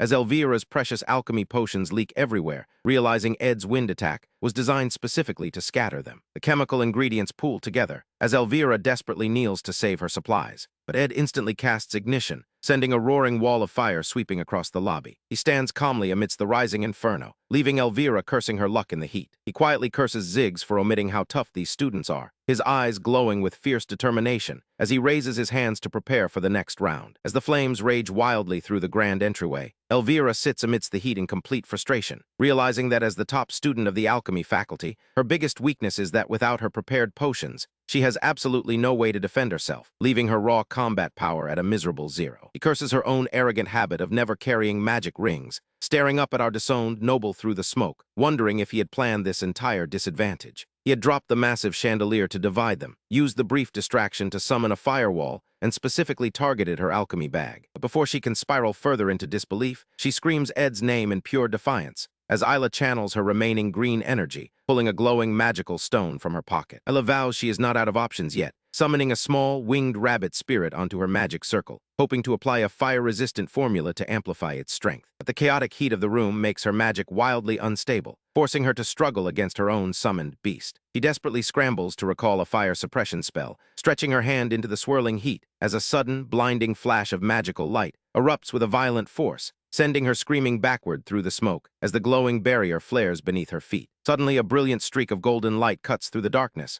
flaring with intense, blinding energy as the golden rays disperse the heavy smoke. Isla guards her face from the sparkling debris, as Taylor swings a heavy blade to clear their path, knowing Isla is far too weak to survive a direct magical confrontation. With Ed constantly zoning them with elemental magic, the two of them are completely pinned down. Taylor asks Elvira if she can create an opening, and she lunges forward with a crazed, shark-toothed smile, sending her giant rabbit beast leaping into the flames. The monstrous white rabbit bares its sharp fangs, descending upon Ed amidst the swirling embers, as the raging inferno threatens to swallow them whole. Our blonde castaway braces himself for the impact, gripping the hilt of his weapon tightly, as Elvira laughs hysterically at his sheer stubbornness and dives headfirst into the wall of fire. Isla screams her name in absolute horror, as Elvira moves like a blur through the burning heat. Dashing through the smoke, she scoops up a glowing potion with a mischievous grin, delighted to be reunited with her precious chemical arsenal. Ed raises his hand to cast wind magic against the giant beast, while she triggers a secondary magical circle on the floor, channeling her bright green energy. A crafty extra unleashes another wind blade, as Elvira watches his magic slice through the air, knowing he is completely prepared for a normal fight. But she commands her release magic, tossing her glowing potion bottle forward, letting it soar toward his incoming wind arc. The magical blade shatters the glass, releasing a volatile mixture of night butterfly flowers and gall mushrooms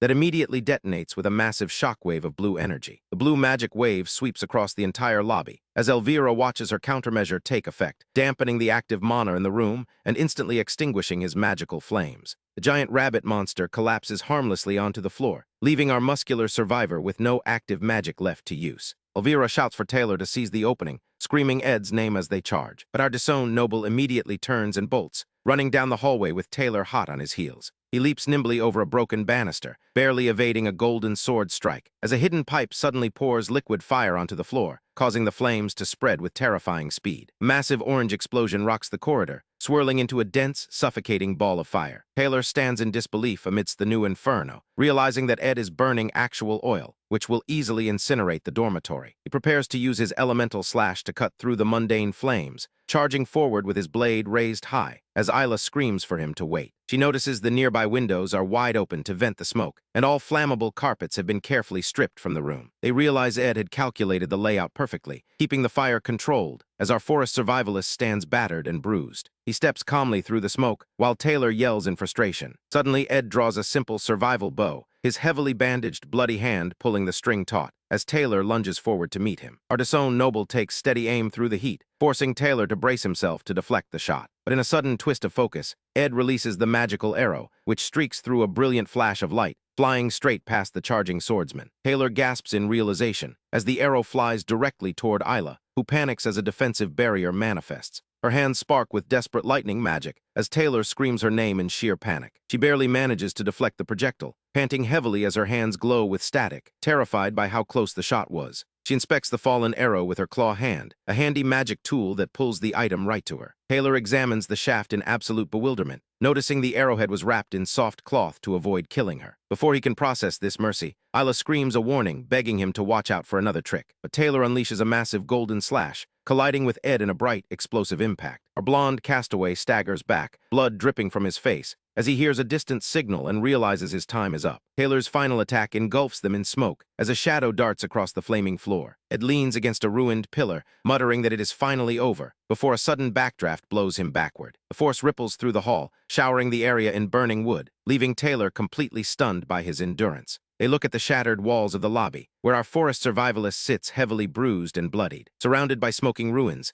Taylor grabs him by the collar, demanding to know why he fought so hard. Lortel watches from the shadows with a look of pure disgust, as the swordsman realizes the entire duel was a setup. He points out that if Ed wanted to win, he would have ambushed them, instead of standing in plain sight to block their path. He knows Ed was calculating every single second of the stall, as our muscular survivor looks up with a tired smirk and tells them to go upstairs and stop yapping. Taylor stares in utter disbelief as the rain continues to pelt the Grand Academy outside. He demands to know why Ed chose to let them win, while Elvira and the others stand confused, wondering if this rookie was actually holding back. He refuses to leave without a proper answer, his eyes burning with stubborn pride, when suddenly a floral hairpiece sways in the doorway. A wet shoe steps firmly onto the clean carpet, scattering water droplets across the floor. Ed's eyes widen in sheer shock as Yenica stands before the exhausted group. But high above, a mysterious figure in a dark hat and mask watches them, surrounded by a sinister crimson aura. While intense magical flames swallow the lobby, a hooded observer peers through a magical display to track the chaos.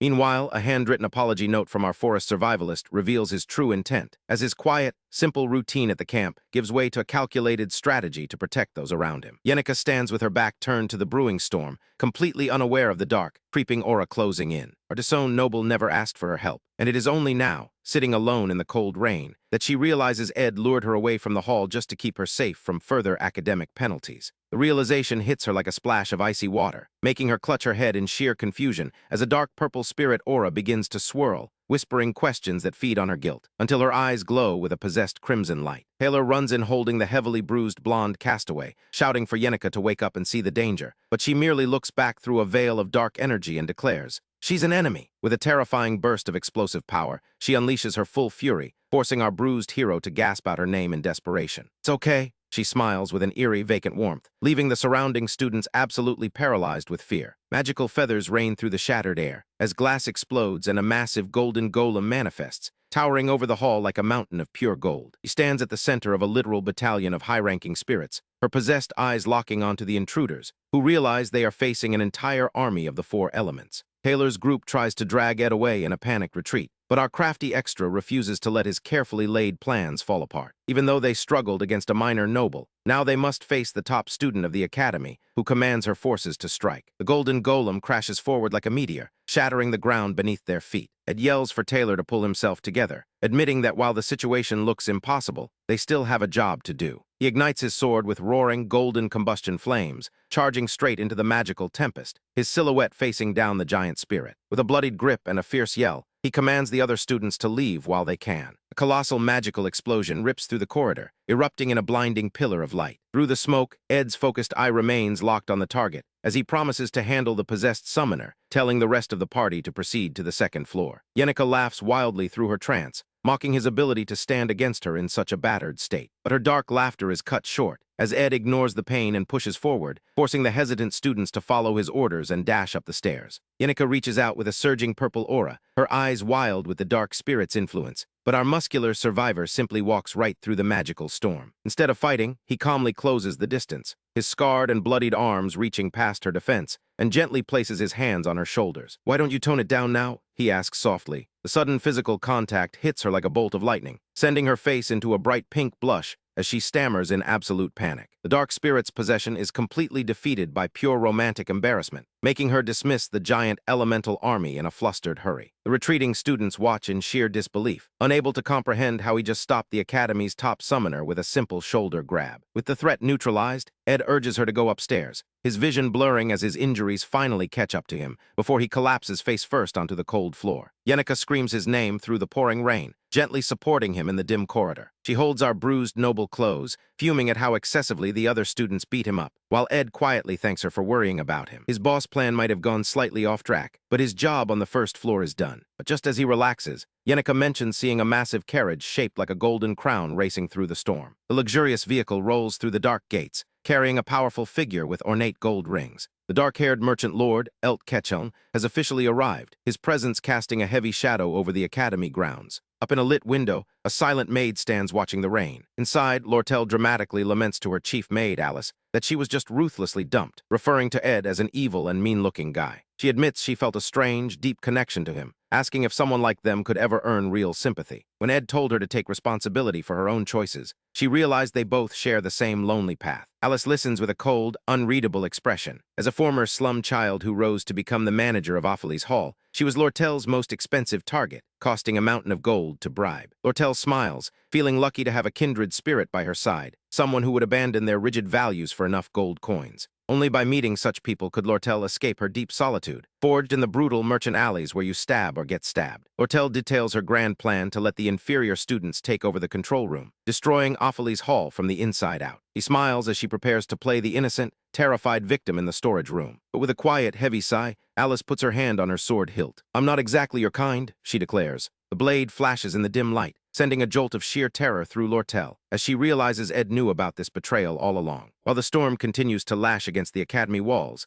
the battle inside Offaly's Hall reaches a boiling point. Injured students and maids lie scattered across the corridors, as the remaining fighters run for their lives from the rampant defense magic. But our disowned noble knew from the very start that clearing the first floor would be the only truly difficult hurdle. The upper floors are pure chaos, with massive bursts of defensive magic erupting like geysers. The student leader, Willing, is trapped dead center in a red magic circle, acting as an unwilling puppet for the tower's automated defenses. Violent arcs of energy slice through the dark hallways, making the entire stone structure shudder. Panicked students scream in the dark, wondering where the head maids have gone. As the magical bombardment crumbles the walls, Elvira Aniston steps forward to analyze the ancient runes, pulling out a specialized angler weed reagent to shut down the system. She throws the glowing green mixture into the air, instantly neutralizing all basic magic in the corridor. She commands the combat club members to seize the opening and rush forward to knock out the puppeted leader. Taylor strikes with precise force, shuttering the red magic circles in a violent blast of sparks. Final orange explosion blows out the upper windows, scattering debris into the rainy courtyard below. Outside, the golden carriage sits like a silent beast, while Yenica pleads with Ed to stop pushing himself. Our forest survivalist dismisses the concern, calmly wiping away the blood that isn't his. The carriage door clicks open, and a sharp-eyed man with a goatee steps out. He burns a secret document in his palm, while Ed watches the incoming retinue with grim focus.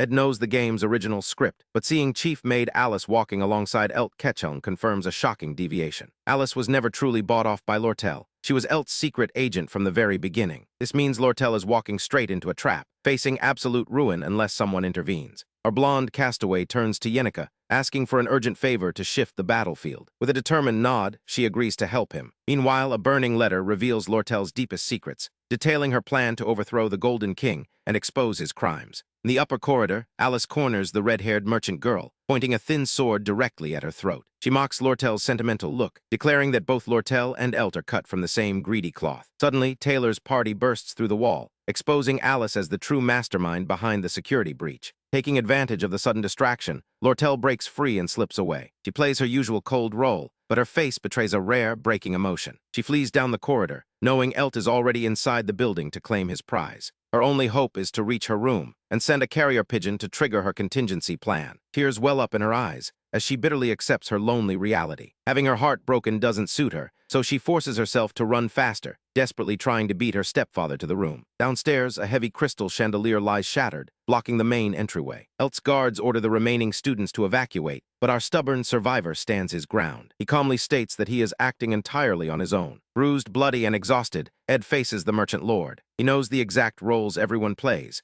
and he knows Taylor's party will easily handle Alice on the 5th floor. His only job is to stall Elt Ketchum right here. He meets the gaze of the Golden King, dismissing his empty, polite threats. With a cold, steady smirk, our disowned noble prepares to rewrite the script. We start in the dark with a sword glowing like hot embers, as Ed and Yenica stand in front of a giant hole they just blasted through the wall, only to find a shirtless guy doing a casual handstand, complaining that they broke his room, and now it is going to be freezing when he tries to sleep. This beefy student is actually bowing down an apology to our disowned noble, telling Yenica not to look so dejected since she already got punished for her past mistakes anyway, which sends her into a blushing, waving panic, while our blonde castaway just stares with a completely deadpan expression that says he is too tired for this nonsense. With his face covered in blood, Ed locks eyes with the student and asks for one quick favor, before turning his attention back to the primary threat standing right in the lobby. The ruthless merchant lord Elt Ketchum looks down his nose at him, smoothly suggesting that a young master of Ed's stature should go complain to the academy administration instead of playing hero, his yellow eyes glowing with a cold, predatory light. Ed just tightens his blood-stained fist, while the merchant lord sneers,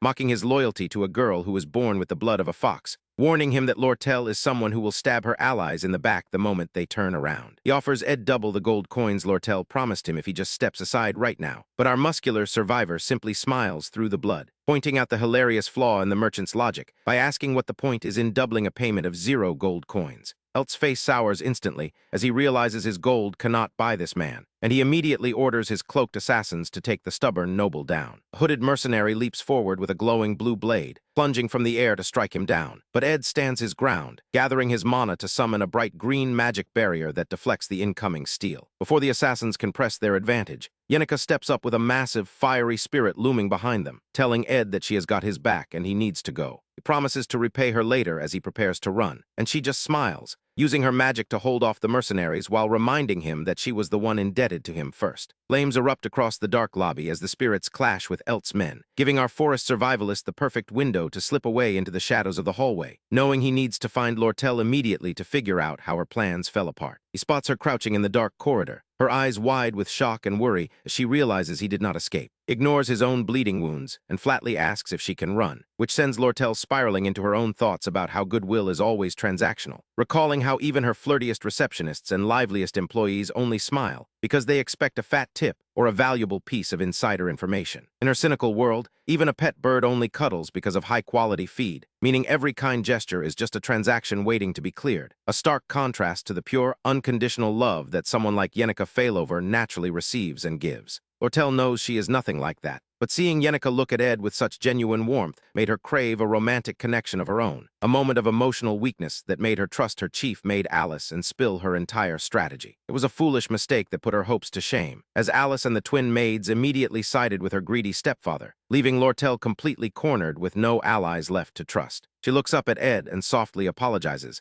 admitting she can no longer guarantee the 20 gold coins she promised him. She grabs his wrist, desperately urging him to run before Elt catches him and ends his life. But our disowned noble has no intention of fleeing empty-handed. He demands to know exactly what is going on, forcing her to admit that her stepfather is trying to rig the market prices by purchasing and monopolizing all the armor. Ed cuts her off, proving he already understands the manipulation, and explains that her stepfather urgently sold a sealed grimoire to fund this massive plan. He lays out the entire financial web in seconds, explaining that Lortel wanted to burn a hole in the Academy's budget to force Elt out of his headquarters so she could sell off the armor behind his back, leaving her completely stunned as he asks about the carrier pigeon in her room. The pigeon is her direct line to her loyal forces, meaning all they have to do is send a message to sell the armor and stay hidden, though her stepfather is surely expecting that and has guards posted everywhere to catch her tonight. Ed looks her in the eye and tells her to listen carefully, warning her that Elt will have men guarding the 2 bridges leading to the Arkan Mountains. He instructs her to send an empty carriage toward the mountains to act as a decoy, while she hides out in his incomplete wooden hut in the northern forest for 3 days. He promises to head to her room to send the carrier pigeon with the simple command to sell, resting his bloody hand gently on her shoulder. He warns her that someone is guarding the back door and tells her to wait here until he clears the outside so she can escape safely to the quarters. Lortel looks at him like he has completely lost his mind, asking him flat out why on earth he is helping her so much. Our blonde castaway just winces in pain and grunts that he feels like he should, before stepping out of the dark doorway and back into the pouring rain. She watches him disappear into the storm, sitting alone in the darkness of the corridor as the thunderous sounds of battle echo through the walls of Ophely's hall. She wonders if the loud, rhythmic thumping is the final clash between Taylor and the maids, before clutching her chest and realizing the deafening noise is actually just her own racing heartbeat. Outside, a sharp blade gleams in the heavy downpour, as the pink-haired maid Shenny stands in the rain, blocking Ed's path, making our muscular survivor let out a tired, bloody sigh as he prepares for one last fight. He looks at her mud-covered uniform, ready to clear the path to the carrier pigeon. We start with a quick glimpse of Taylor McClure clashing blades elsewhere, fighting with fierce intensity against the Academy's defenders, while outside in the pouring rain, Ed faces off against the sharp-eyed maid Shenny. The storm beats down on them as they draw their weapons,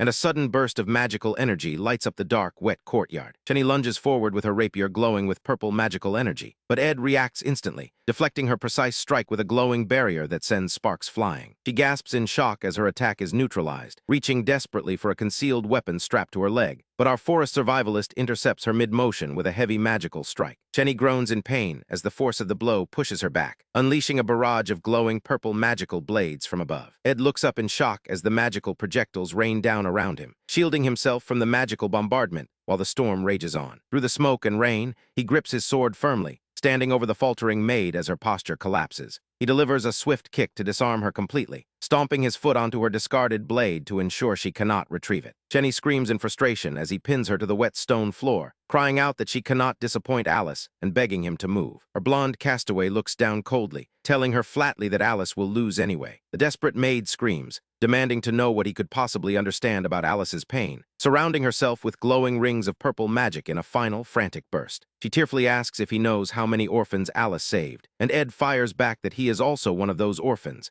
as a massive explosion of magical fire erupts between them. He stands tall amidst the smoke and electrical discharge, undeterred as she lunges one last time, screaming that without Alice, she never would have been able to survive. Their blades clash with a brilliant spark, and her eyes widen in shock as Ed overpowers her, looking down with a bloody, rain-soaked face. He pins her defeated form to the ground, whispering that her reasons are none of his business, leaving the tearful maid to slip into unconsciousness on the wet stone. Ed stands alone in the quiet rain, breathing heavily, his hands trembling from exhaustion as the sounds of battle fade. Suddenly, a glowing green system window materializes in front of him, congratulating him on incapacitating the dishwashing maid and unlocking a brand new skill. He reads the description for pain endurance, which temporarily halts all physical exhaustion and pain, postponing it for later. He laughs tiredly at the perfect timing, then shatters a windowpane to slip into Lortel's office. He crouches by the broken window, catching his breath, before spotting the golden cage containing the carrier pigeon. Using a quill and parchment, he quickly writes a short, urgent message telling Lortel's allies to sell all the acquired armor immediately. He releases the bird, and we watch the dark feather float through the rainy sky as the carrier pigeon flies against the backdrop of a full moon. With his mission complete, our crafty extra stumbles through the dark forest, gasping for air. The decoy empty carriage is already speeding across the bridge, guaranteeing that Elt will waste critical hours chasing a phantom, while the carrier pigeon arrives at the headquarters to trigger the market collapse.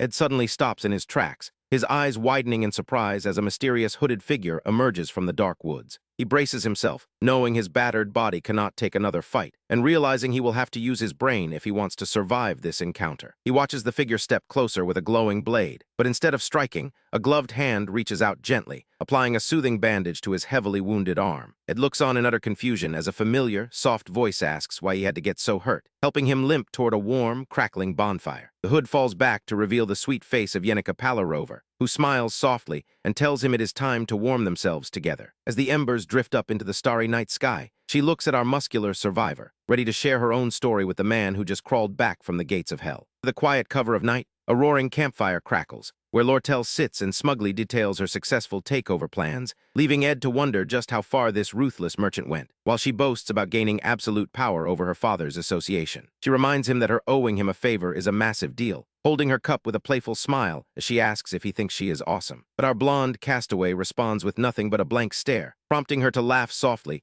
as she whispers her genuine gratitude. Sitting outside the small wooden cabin, she promises to deliver his 20 gold coins, but her businesslike tone quickly shifts to curiosity, asking him if there is anything else she can do, only to change the subject to Yenica, respectfully describing her as a kind and open-minded senior. But when he bluntly asks why she is bringing this up, Lortel hesitates in the shadows, murmuring that she is simply not a nice person. She remembers Yenica's gentle smile hiding a darker truth, recalling the violent burst of magic that shattered a heavy stone wall, sending hooded guards scrambling in retreat, screaming for the onslaught to end, as the victim was instantly blasted away by a wave of raw energy. Dark, swirling vortex of spirits consumed the entire scene, surrounding the gentle summoner with chaotic red power. Even as Ed called out her name, asking her calmly what was wrong, the possessed girl merely tilted her head like a curious bird, softly denying her anger, her eyes glowing with a dark, hypnotic crimson as she whispered that she was not mad at all. By the next morning, the storm has cleared under a bright blue sky, leaving Willin to take the full blame for destroying Ophely's hall, while the subdued chief maid Alice remains completely silent. Ed stretches his sore muscles near the glistening water, where he pulls up his glowing magical status menu. Our forest survivalist notes his new proficiency in spirit infusion and magic engineering, which would allow him to craft a variety of combat and household amenities. Contemplates contracting a lower spirit to unlock his magic slots, just as Yenica bounds over with a bright wave, playfully asking why he is not attending class today. She tilts her head, wondering if Lortel is doing all right, and Ed points toward the cabin where the merchant is resting. Warm morning sunlight streams through the wooden window, bathing Lortel in a gentle golden glow as she sits quietly in her thoughts. She gazes out into the forest, watching our crafty extra swing his heavy axe to chop firewood, her expression softening into a contemplative smile. Outside, Ed shares a warm laugh with the pink-haired summoner, which immediately makes Lortel's face sour with a dark, petty annoyance. She mutters to herself that if Yenica refuses to share him, then they will simply have to fight for his attention. She grins like a schemer at the massive advantage of living together for 3 days, joyfully imagining showering herself in endless gold coins, fantasizing about literally burying the entire wooden cabin in wealth. But she quickly sighs, dropping her head as she remembers her current tight budget, wondering if she should offer to pay his tuition instead, before she strikes an embarrassed, blushing pose, slamming her head against the wooden wall in pure, cringe-induced agony. Suddenly, a tired voice interrupts her spiral, and Lortel looks up to see a tiny intruder, standing sleepily in the cabin doorway. It is lazy Lucy, wrapped up like a soft burrito,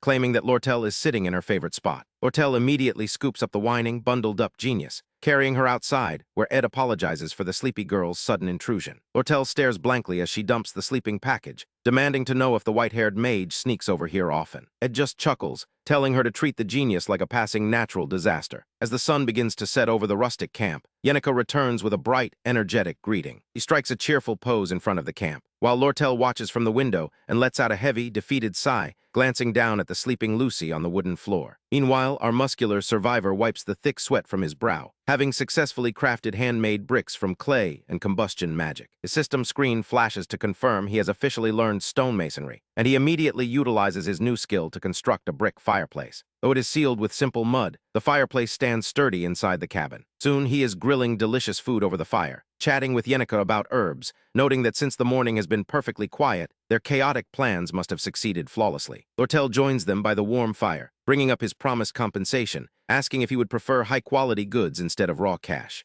Ed's eyes light up at the mention of building materials, specifically asking if she has any excess magic engineering equipment. Lortel smirks, calculating her inventory in her head, while Ed turns to Yenica to ask a sudden favor. He explains his desire to learn basic spirit magic, and Yenica beams with pride, declaring herself his official spirit teacher. She guides him through the basics of spirit connection, summoning a tiny bird spirit named Chorus to speak with him. The little bird immediately chirps in heavy skepticism, but Ed is amazed to actually hear its faint, high-pitched voice. However, the bird spirit quickly begins complaining about Ed's insane daily routine, exposing that his food storehouse is running dangerously low, which makes Yenika shriek in pure horror at the leaked information. She nervously asks if he heard any of that, and Ed blinks, admitting he caught something about a weekly report meeting. Lortel smoothly cuts into the awkward silence, confirming she can easily supply the magic equipment within his 20-coin budget. She smiles warmly, calling the high-grade gear mere dead assets. Yenika angrily demands she give the gear to Ed for free after everything, but Lortel coolly hides behind her professional merchant identity, prompting the summoner to call her out on her transparent excuses. Before a full-blown argument can spark, Belle Maya steps out of the shadows,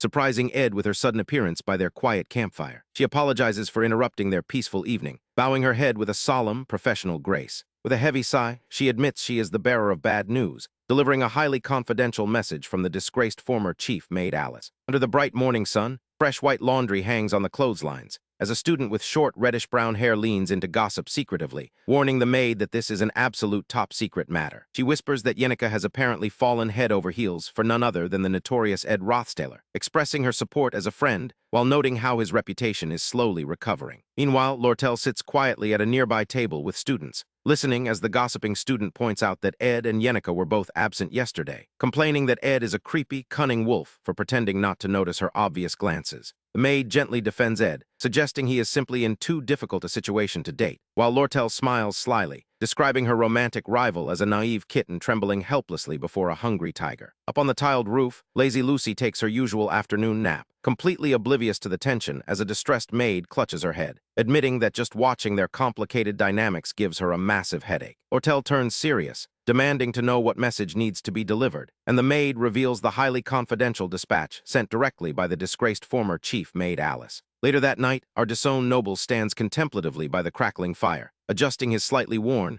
repaired Red Academy cape. He reviews the status report on the Merchant Association, which confirms her father's certain dismissal from his powerful position. Ed asks if her father has any final tricks hidden up his sleeve, and Lortel admits she must put her full trust in the next chairman candidate, as she slowly burns the confidential report in the hot campfire. Ed looks surprised, asking if Alice will truly keep quiet about her being the mastermind, and Lortel explains that Alice had no choice but to bet her life on their victory. She shows him the document detailing the orphanages Alice sponsored, explaining how the former chief maid worked herself to exhaustion for those kids, even as the ungrateful academy completely ignored her failing health. Our forest survivalist realizes that Alice only aligned with them because their victory was certain, marveling that she sent a request for help instead of a blackmail threat. Lortel reads the emotional document in silence, noting that exposing her own role would only ruin everyone, before she smiles with a calculated grin and resolves to play along. She bids Ed goodnight, reminding him to stop by the branch next week to sign his contract. Ed hands her a brightly burning wooden torch to light her dark path, and Lortel looks up, playfully noting that he is much taller than she originally thought. She blushes slightly, stepping remarkably close to him in the warm firelight, asking him if he knows the true secret of human relationships. Our crafty extra looks down, explaining that it is all about push and pull, using his twisted necktie as a simple physical example. Lortel steps even closer, staring intently at him, and gently tells him there is nothing wrong with looking neat. He suddenly reaches out and grabs his twisted necktie, smiling coyly as she mentions how delicious the evening raspberries were. Ed nervously warns her to stay within her limits, but she merely smiles, telling him to do some of the pulling next time, before she turns and slips quietly away into the dark, whispering trees. Our muscular survivor covers his blushing face with his hand, feeling a sudden, deep discomfort, as if he is being dragged into the center of the story. He firmly resolves to stay on the sidelines and protect his simple survival plan. Later, he sits by the open cabin window under the starry night sky, completely unaware that the gossiping spirits are already spreading rumors of their interaction, as Yenika sits beneath a massive tree, surrounded by her elemental friends. He looks absolutely shocked and flustered as the spirits deliver the scandalous news, with Takken the massive fire spirit detailing how the foxy redhead tried to steal his heart. Yenika shrieks in pure panic, demanding to know how Ed reacted, and Takken describes a flashback of Ed standing cold and unmoving in the firelight. The fire spirit shudders at the memory of his absolute indifference, laughing that Ed must either be impotent or completely uninterested in her, which leaves the pink-haired summoner letting out a heavy sigh of relief. Takken warns her that cunning girls only cling harder when rejected, leaving Yenika to clutch her head in mounting worry and confusion. The fire spirit aggressively urges her to take immediate action and kiss Ed during their lessons, while a gentle blue spirit advises her to just be her charming, natural self. Takken enthusiastically agrees, suggesting she emphasize her naive and cheerful energy, asking her if she wants to experience something thrilling with the young master. Yenika blushes a deep, burning crimson, imagining a sweet, romantic moment of feeding him a delicious meal. In reality, Ed is patiently spoon-feeding the sleepy Lucy inside his cabin, who immediately spits it out and loudly complains about the terrible flavor. Ed sighs, jotting down notes on his lacks of spices as he reviews his glowing life skills menu. He reminds himself that he must raise his stats evenly to maintain maximum efficiency, gazing out at the Academy clock tower rising under a clear autumn sky. Over the next few days, he walks through the Academy grounds reading his books, training diligently by swinging his sword against a wooden dummy while Yenika watches, and respectfully bowing as Princess Peenia walks past with her royal guard. Later in the forest, Yenika waves a cheerful goodbye to him, leaving Ed standing alone outside a grand, historic Academy building. He gazes up, his expression turning sharp and serious, as a mysterious, shadowy figure in the background reads through a secret document, revealing a grinning, masked plotter bathed in an ominous red glow. Deep within the academic shadows, Claire Elfin listens to a senior official, who adjusts his glasses and whispers that a hidden mastermind must have engineered the entire Opheles Hall takeover, sliding a piece of paper forward as he warns her to tread carefully, praising her unusual detective-like intuition while she agrees, only for him to lean forward and demand she focus on more pressing matters, specifically the research thesis on divine science he asks her to dig up, shrouded in a heavy, dark purple magical aura, prompting Claire to nervously squeak that she will have the documents by tomorrow morning. Meanwhile, the quiet exterior of the Opheles Hall faculty building stands bathed in twilight, where an assistant delivers a compiled report on the takeover directly to Claire's office, slumping the exhausted assistant professor into her chair with a heavy groan, muttering about why she is still investigating a closed case, as she flips through portraits of the suspects, her tired eyes narrowing as she stops on one particular file, whispering the name of Ed Rothstaler, the disowned noble. But our blonde castaway is currently occupied with a very different kind of interrogation, visiting the Elt Merchant Association where Lortel Ketcheln offers a sweet apology, serving him fine tea and biscuits under the watchful eye of a perched seagull, revealing that she gets too distracted to prepare his magic engineering equipment contract, gently adjusting her neatly tied reddish-brown hair as she explains she dressed up for an important meeting. Leaning forward to coyly ask how she looks in her fancy attire, which only leaves our practical forest survivalist thoroughly perplexed by her sudden warmth, prompting the golden daughter to blush and look away in silence, before laughing it off as a secret he is far too dense to understand. Changing the subject to his construction progress, she asks if his wooden cabin is finally finished, and when Ed sips his tea and admits he cannot afford high-end furniture, Lortel folds her hands and declares she would never violate her merchant ethics by giving handouts, before casually using her magic to summon a beautifully crafted desk, materializing the wood right before his eyes like a magic trick, prompting our disowned noble to warn her that this is far too expensive, though he still calmly accepts it with a quiet murmur of thanks, leaving the clever merchant girl to stare at him in complete disbelief, wondering how a teenager can maintain such an unflinching poker face under her heavy flattery. Under the warm afternoon sun, she decides to escalate her push-and-pull tactics, reaching across the table toward his teacup, visualizing the intimate connection she is trying to build, as if they are already sharing a private fire together, pressing her finger directly against his chest as she declares, "I see you as a man, though, Ed," offering a sweet but calculated smile while admitting she has major ulterior motives, while our crafty extra merely stays collected, pointing out that she is fishing for a reaction, which Lortel quickly brushes off with a laugh, warning him that his indifference will not last forever, whispering that soon he will be the one unable to contain himself, leaving him to quietly finish his tea in silence, completely unfazed by her dangerous charm. Shortly after, Ed meets up with Yenika Palarover in the Academy courtyard, where the cheerful summoner raises her staff against the bright blue sky, triumphantly announcing that it is time for his first spirit magic lesson, our muscular survivor watching closely as she prepares her focus, igniting a brilliant burst of elemental flame from her hand, smiling warmly as she controls the fire, instructing him to focus his magical energy and form a deep spiritual resonance. She agrees to try with absolute focus, as she molds the crackling flames into a perfect sphere, unleashing a sudden burst of magical light, revealing a tiny bat-winged fire spirit named Mug floating between them, glowing with intense, dramatic energy, as he screams that it is an absolute honor to serve the young master, leaving Ed completely dumbfounded as the tiny creature launches into a formal presentation, proudly explaining how he survives 4 brutal rounds of interviews and qualification checks by the Spirit Council, declaring himself the highest-performing low-rank elemental in the Northern Woods, vowing to set his very heart on fire to serve his new master, before diving headfirst into Ed's outstretched hands, briefly reminding our disowned noble of normal, cute spirits who laugh and play during battle, contrasting sharply with Mug's terrifyingly serious militaristic expression, prompting Ed to ask why on earth his new partner is so incredibly tense, while Yenika nervously giggles and admits she wants to select only the absolute best for him, though Ed wonders who can design such an absurdly corporate selection process, only for Yenika's massive fire spirit Tarkin to roar in the background, admitting he is the mastermind, shaking her head as she gently places the small fire elemental back in Ed's palms, asking if he can feel the warmth radiating through his skin. explaining that a strong connection allows a summoner to channel physical and magical power, though our crafty extra remarks that referring to a living spirit's power as firepower makes him sound like a furnace, suddenly realizing the incredible utility of this little companion, as Mug floats expectantly, waiting for his very first direct command, making Ed grin widely because a spirit that generates constant heat without consuming a single log of firewood is the ultimate survival tool. While our pink-haired elementalist beams with joy at his rare smile, offering to teach him combat connection next, suggesting they book a training room and even use special accessories from her dorm, before turning bright red as she realizes she just invites him to her bedroom. Trying to recover her composure, she stammers his name, puffing out her cheeks as she tries to act incredibly busy and in high demand, hallucinating a tiny version of herself screaming that she needs to play hard to get, firmly agreeing with her imaginary coach that she should demand compensation, only for Ed to immediately pull out a pouch of coins to pay her for the lesson, shaking her fists as she angrily lectures him for trying to waste his precious survival savings on her, crying that treating her help as a cold business transaction makes her incredibly sad, leaving our disowned noble blinking in utter confusion since she is the one who demanded a push and pull, as the embarrassed summoner covers her face in sheer panic, mumbling that her friend Clara tells her she is too generous and needed to say no, gripping her staff as she blushes furiously, whispering that she isn't this easy with everyone else,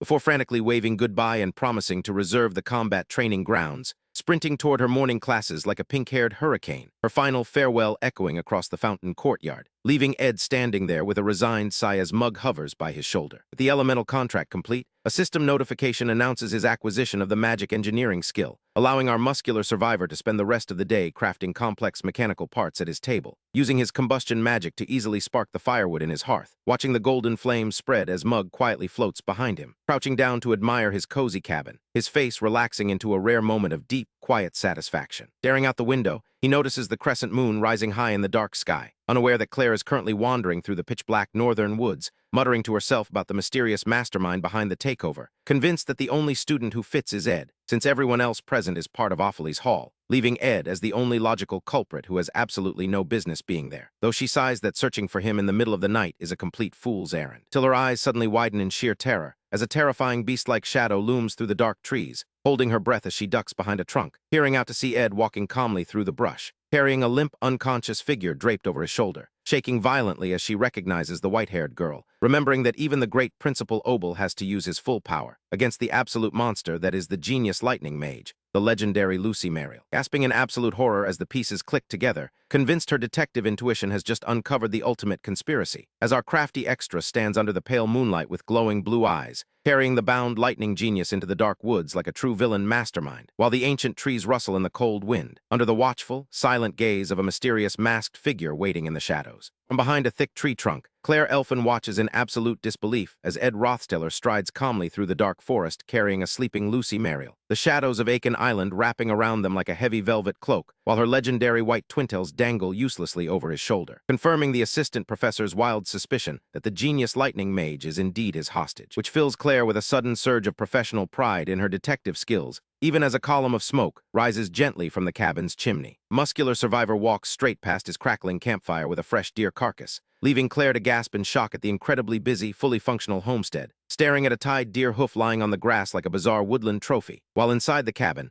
Ed tosses the sleepy magic prodigy onto a makeshift bed of furs, checking his busy schedule and noting his plans for early tomorrow morning, muttering that he has a mountain of chores but should really get some sleep tonight, unaware that Claire is creeping closer through the shadows, fully determined to pull off a daring rescue of the Academy's greatest weapon, stepping as quietly as a cat stalking its prey in the dark. Suddenly, a brilliant flare of magical energy erupts from her fingers, scaring the absolute life out of the clumsy rescue agent, as the awakened lightning genius sits up by the campfire and blinks sleepily, prompting Claire to freeze like a deer caught in carriage lights, offering a nervous, trembling smile as she introduces herself as the first-year assistant professor, only for Lucy to completely ignore her with a quiet yawn, walking right back inside the warm cabin to find a better spot to sleep. Deep in the dark, her purple eyes glow with a lazy but terrifying intelligence, unimpressed by the intrusion as she curls up on her furs, floating slightly above the floorboards in a swirl of residual mana, before a powerful, localized shockwave blasts outward to seal the cabin door, leaving Claire standing outside in the cold woods, completely stunned by the sheer difference in power, muttering to herself that her gut feeling about the takeover is absolutely correct. She prepares to report her findings to the faculty, and slams a heavy magical recording orb onto a desk the next morning. Claire flatly asks if he knows about the disowned noble Ed Rothsteller, her hand resting dramatically on the wood, while Glass dismisses the inquiry, sneering, "I don't bother remembering the names of talent less trash." our stern professor continuing to read his book without looking up, prompting Claire to point at the orb and argue that Ed has somehow suppressed Lucy's insane power, though Glast cuts her off, sighing that her wild detective story is entirely all over the place, leaving Claire to admit she used unauthorized memory recording magic on the first floor of Ophely's hall, glowing with magical energy as she pleads her case. Proudly confessing, she lied straight to the staff to smuggle the memories out, and handing over a pre-written apology letter as she begs him to look at the evidence. Inside the magical replay, our disowned noble sits enveloped in a dark, ominous purple aura, looking like a classic cold-hearted criminal mastermind, as Claire eagerly insists he is striking the perfect villain pose, though Glast calmly points out that Ed was likely just carrying a sleeping child to bed, shutting his book with a dry look, ordering her to go write a formal explanation before dismissing her from the office. Yet his eyes narrow suspiciously the moment the door clicks shut. Viewing the files, he observes the record of the initial confrontation, where Ed tried to stand in the way of Taylor McClure and his powerful allies, the young sword prodigy rushing past him in a blur alongside the brilliant alchemist Alvira, leaving the stern professor to muse that an ordinary, magic-deficient boy could never hope to stop them. Yet the visual replay of Ed's sharp, calculating stance raises deep questions, his serious gaze practically cutting through the magical screen, prompting Glass to rest his chin in his hand, lost in deep thought, wondering if there is a deeper genius hidden beneath Ed's ruined reputation. Meanwhile, a sudden explosion tears through a clearing in the northern forest, as a beautifully engraved dagger blade releases a massive burst of heat, sparking violently against a target as the test concludes, prompting a system notification to announce the successful creation of a ceremonial dagger, infused with a high-efficiency explosion formula powered by the fire spirit mug, leaving our crafty extra to admire his handiwork with a satisfied grin. While the crackling sparks illuminate his muscular frame, Ugg floats excitedly by his shoulder, lecturing that the weapon's efficiency will scale with use before bursting into dramatic tears and offering to sing a grand song of celebration, only for our forest survivalist to gently pinch the tiny bat-winged spirit by its wing, leaving the dramatic elemental to wail that he wishes to atone for his unknown sins, staring up with big, watery eyes, as Ed looks down with a stern, deadpan expression and tells him to drop the formalities, knowing that while spirits love contract sorcerers like Yenica, there is absolutely no reason for an elemental to show such intense, desperate loyalty to a weak extra like him. It demands to know if she promised him some secret deal, holding the dagger as he warns the spirit that they are going to be together for a long time, prompting Mug to dramatically confess that his loyalty is driven by sheer, unfiltered ambition, weeping that he desires rapid personal success above all else, explaining that being contracted to Ed while soaking in Yenica's overflow magic allows him to grow twice as fast, Ed quietly listening as he asks what else the spirit is hiding, as Mug squeaks that rumors of Ed's terrifying authoritarian temperament make him put on a highly obedient act, leaving our disowned noble to sigh in amusement, fully understanding the struggle. Ugg continues to sob about how senior spirits are incredibly mean and defensive about their ranks, perched on Ed's shoulder as they walk through the dense foliage, as our blonde castaway splits a massive log cleanly in two with his axe,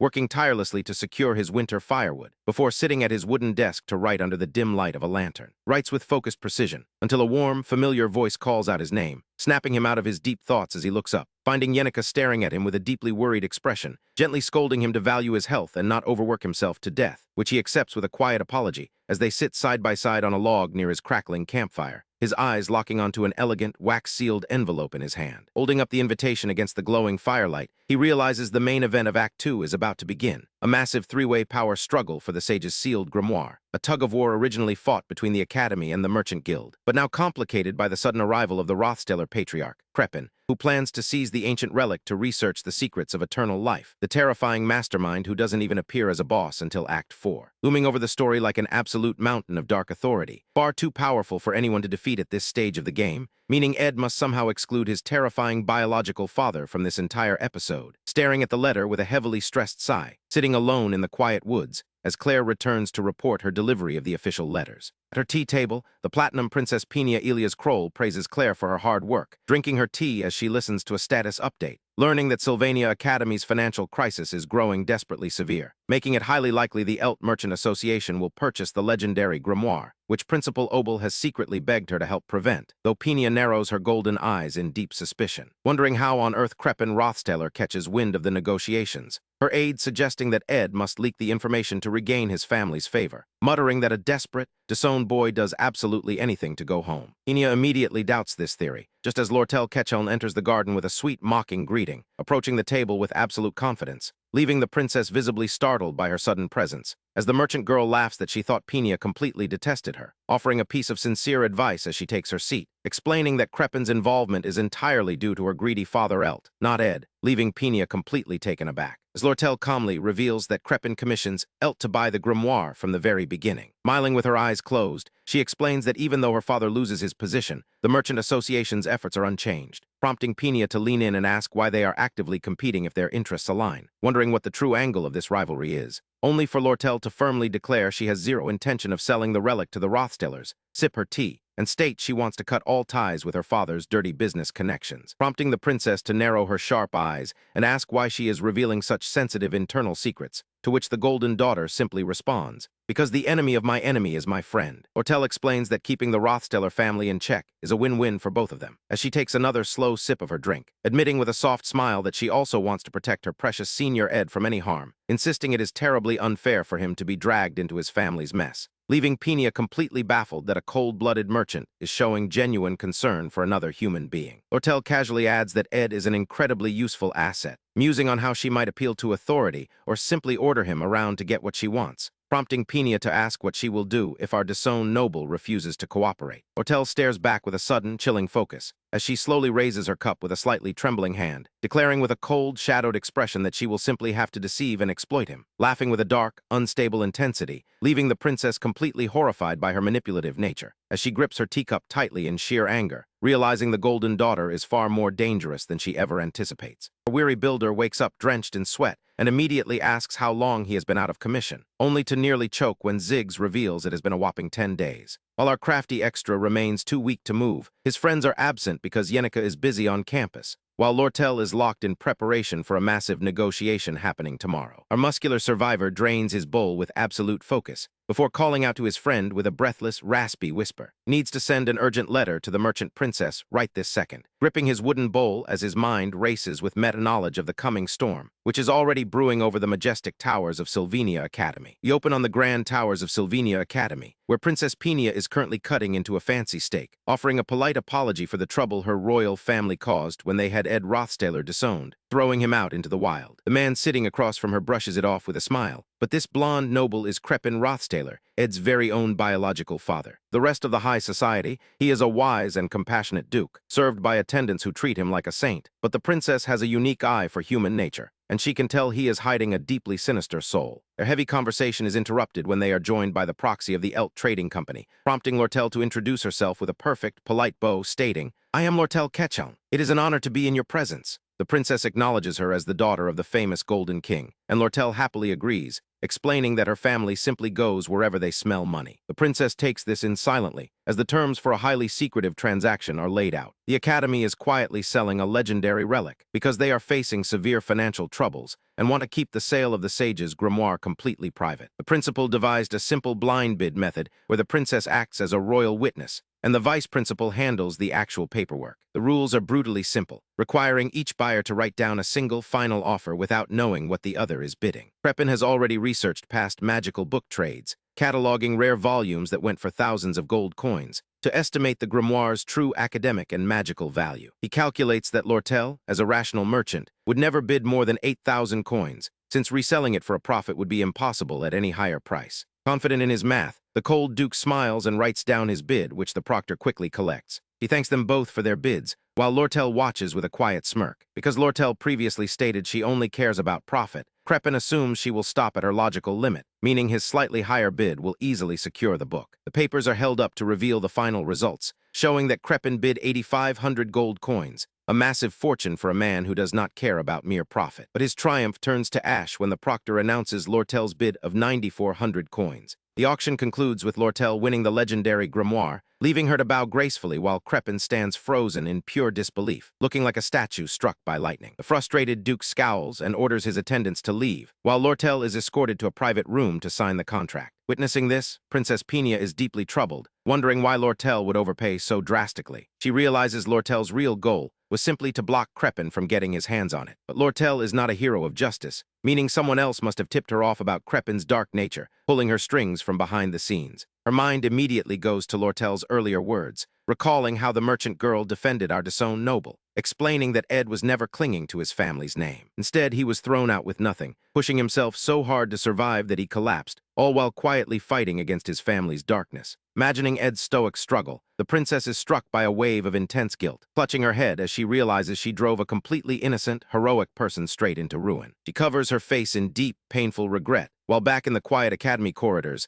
Lortel happily hums a tune while looking over the contract. She paid 9,400 coins for a book she can resell for 8,500, taking a net loss of 900 gold coins. To a master negotiator like her, this purchase certificate is worth more than gold because it grants her a blank check for literally any favor from our forest survivalist. She clutches the paper to her chest, smiling warmly as she murmurs, "A free pass for Ed for just 900 coins. That's a bargain." She rests her chin on her desk, looking blissfully happy, imagining all the things she can ask him to do. Safe in the forest, our blonde castaway reflects on the high stakes, knowing that Lortel successfully pulled off the win. Ed sits by the campfire with Ziggs, sighing in deep physical exhaustion, when Yenica suddenly bursts into the clearing, shouting, "Ed, you're awake!" She explains she rushed over the second her morning classes ended, and Ed apologizes for worrying everyone, mentioning he heard about her crying. Yenica immediately panics, waving her hands in denial like a bird caught in a sudden draft. But Ed points out that she ran around the academy crying so much that rumors spread about her being heartbroken. Desperate to hide her embarrassment, she quickly screams about the freezing weather, while a dramatic orange spirit suddenly pops out, sobbing hysterically and begging, "Please kill me! Master Ed, please kill me!" The tiny elemental explains it was worried its presence would drain Ed's remaining mana, so it stayed with Yenica instead, making Ed sigh at the unnecessary drama. Ed understands their worry, but his face quickly falls, as he realizes being unconscious for 10 days in the harsh,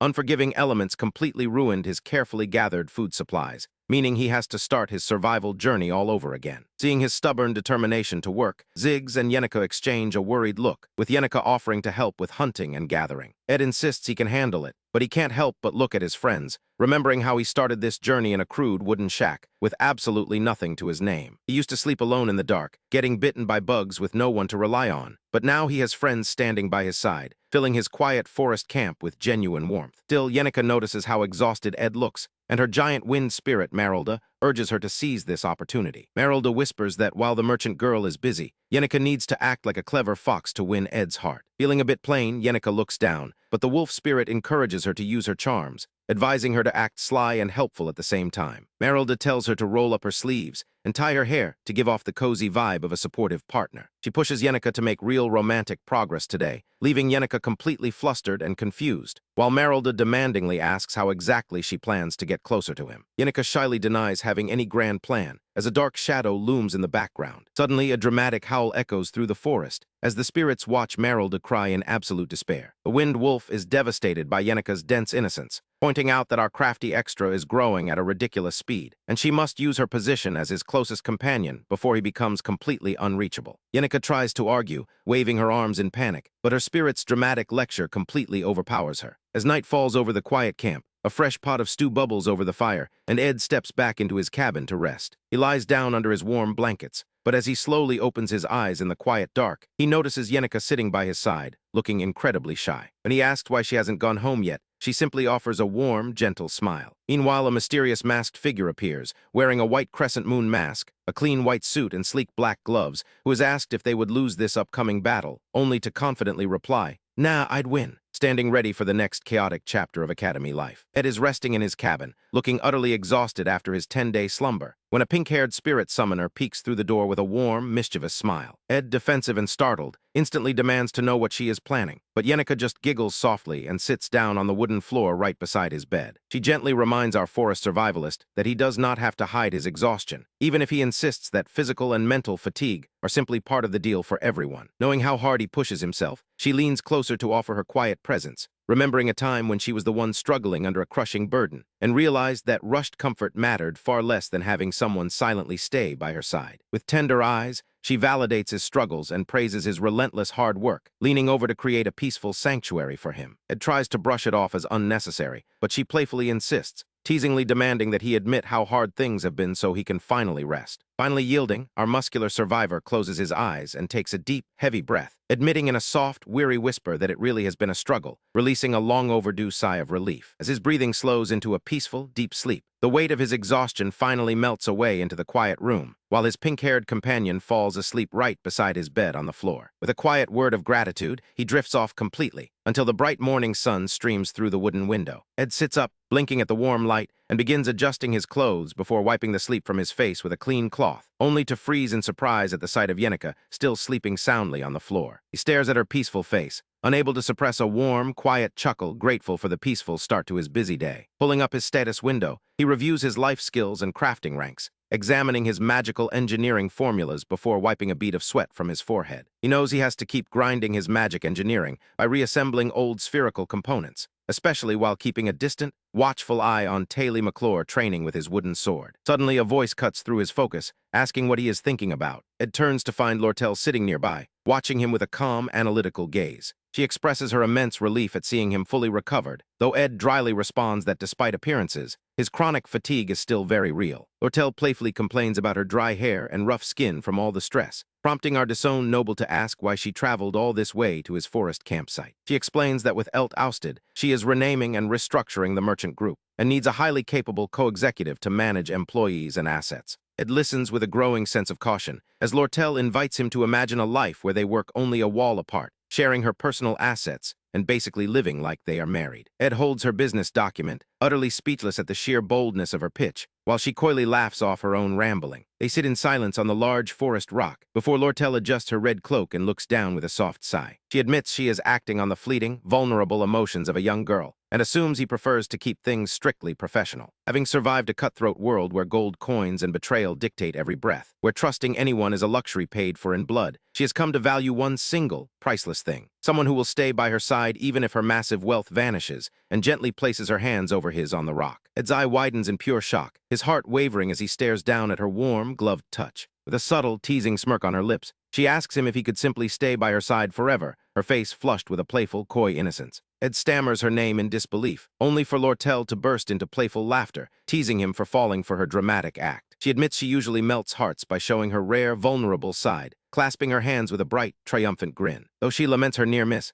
the forest stream ripples peacefully while she sits on the rock beside him. Ed looks away, his expression turning serious as he firmly states his absolute determination to graduate from Sylvania Academy before leaving. Lortel smiles subtly from beneath the shadow of her hood, pondering what they might do once that graduation day finally arrives. She agrees to wait, turning her back to him as she stands tall on the forest rock. But with a sharp, knowing look, she reminds him he has very little choice while holding up the blank check envelope he gave her. She bids him a warm, fond farewell, leaving our blonde castaway wiping sweat from his face in pure relief. Ed watches her walk away, his heart pounding from the close call while her final, possessive whisper echoes in the breeze. "You belong to me now." Lortel looks back with a sly grin, holding her prize, silently cursing herself for letting her genuine emotions mess up her perfect plan. Ed exhales, knowing that showing his true face would have been disastrous, while Lortel stops by a tree, holding a money bag containing his crafting change. Deciding it is far too awkward to return, she heads toward his wooden cabin, pushing the wooden door open with a gentle creak. Inside, Yenika is happily singing to herself, hugging a large cushion as she prepares a welcoming snack for Ed. But both girls freeze in absolute, jaw-dropping shock as they catch each other coming from the river and the cabin, their eyes instantly flashing with a terrifying, competitive spark. Meanwhile, Yenika's fire spirit Tarkin is floating nearby, lecturing Ed about his poor diet, demanding that he eat his vegetables and stay properly hydrated. A crafty extra chops wood, patiently nodding along to the spirit's aggressive health advice, as Tarkin insists that our blonde castaway must survive for the sake of their contract. Ed chuckles, apologizing to the tiny flame spirit for the scolding, before pulling out a stack of envelopes he received during his long sleep. His hands brush against a highly formal, sealed invitation,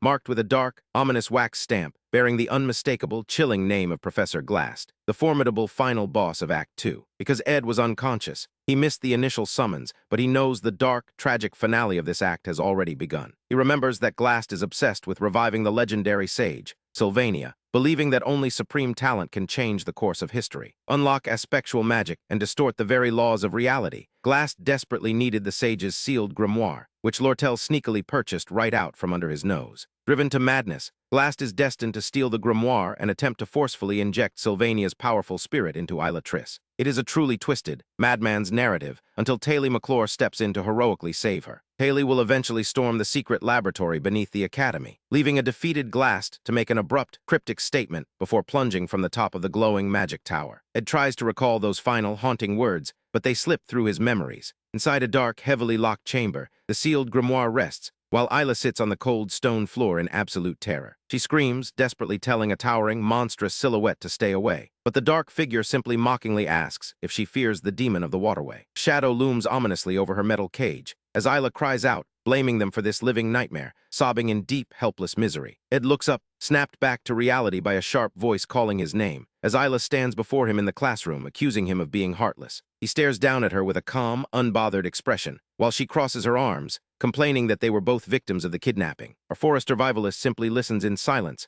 letting out a heavy, exhausted sigh. But Isla's eyes widen with sudden, creeping terror, her pupils dilating as a chilling realization strikes her heart. Staring at his calm, knowing face, she realizes with absolute horror that he knows everything, while a dark, masked figure watches them from the deep, whispering shadows, leaving nothing but a cold, haunting sense of dread. "I mean, we were both kidnapped," Ed complains to Isla, trying to remind her that he was a victim too. Standing in profile, his face is grim and weary, as he points out he didn't exactly choose to be a target. He lets out a long, frustrated sigh, realizing that his careful plans to keep a low profile are completely falling apart as Act 2's final scene approaches. Back inside his cozy wooden log cabin, our disowned noble examines a highly complex golden mechanical gear, worried that the upcoming Glast Conquest War is looming before he can even raise his magic engineering stats. Trained properly, he desperately needs advanced blueprints and raw materials, until a sudden, brilliant realization strikes him like lightning. Staring intensely at the golden gears, he recalls that the epic four-stage Glast Conquest War reaches its absolute peak of difficulty in the third phase, where players must infiltrate the terrifying secret laboratory. The boss of that laboratory, the spectral librarian Riene,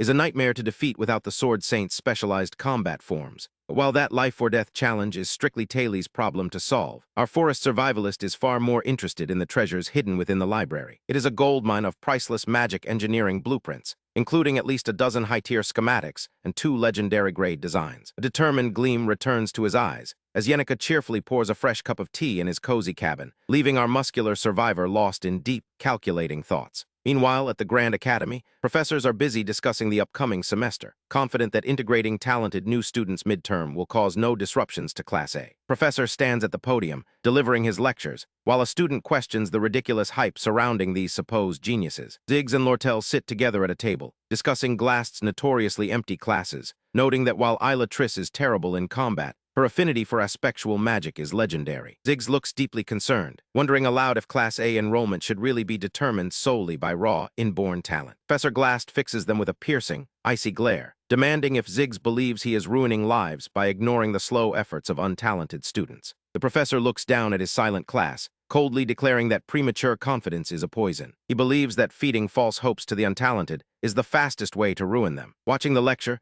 Lortel sighs as she recalls her extensive research into the faculty, knowing that Glast's obsessive fixation on raw talent is fueled by a deeply personal tragedy. His only daughter, Muri, was merely an average mage, but she took her father's desperate, blind faith as a guarantee of her own skill. Spurred by that misplaced confidence, a massive demonic entity loomed over her after she prematurely joined a high-level monster raid, leading to her tragic death. Glast clutches his dark cloak in phantom agony, his face twisting with bitter, unresolved grief. Ever since that horrific loss, he has been completely obsessed with absolute, proven talent, devoting his life to researching aspectual magic to undo his regrets. But he is not merely pursuing a theory. He is searching for the secrets of Sylvania, the greatest sage in history, the legendary figure whose power could rewrite reality itself. Lortel deduces that Glast is bringing Isla into Class A purely to exploit her aspectual magic, when her own name is suddenly called out. Glast stops mid-sentence, dismissing the class and telling her they will speak tomorrow. He stands tall at the front of the quiet room, his thoughts clearly lingering on the legendary artifact. He is quietly mourning the loss of the sage's sealed grimoire, which is essential to his dark research. But Lortel merely smiles to herself, knowing his desires are utterly useless. The ancient artifact's transfer ceremony is right around the corner, cementing her ownership. A crafty extra stands in the back of the classroom, deep in contemplation while studying his documents, resolving to follow closely behind Taylor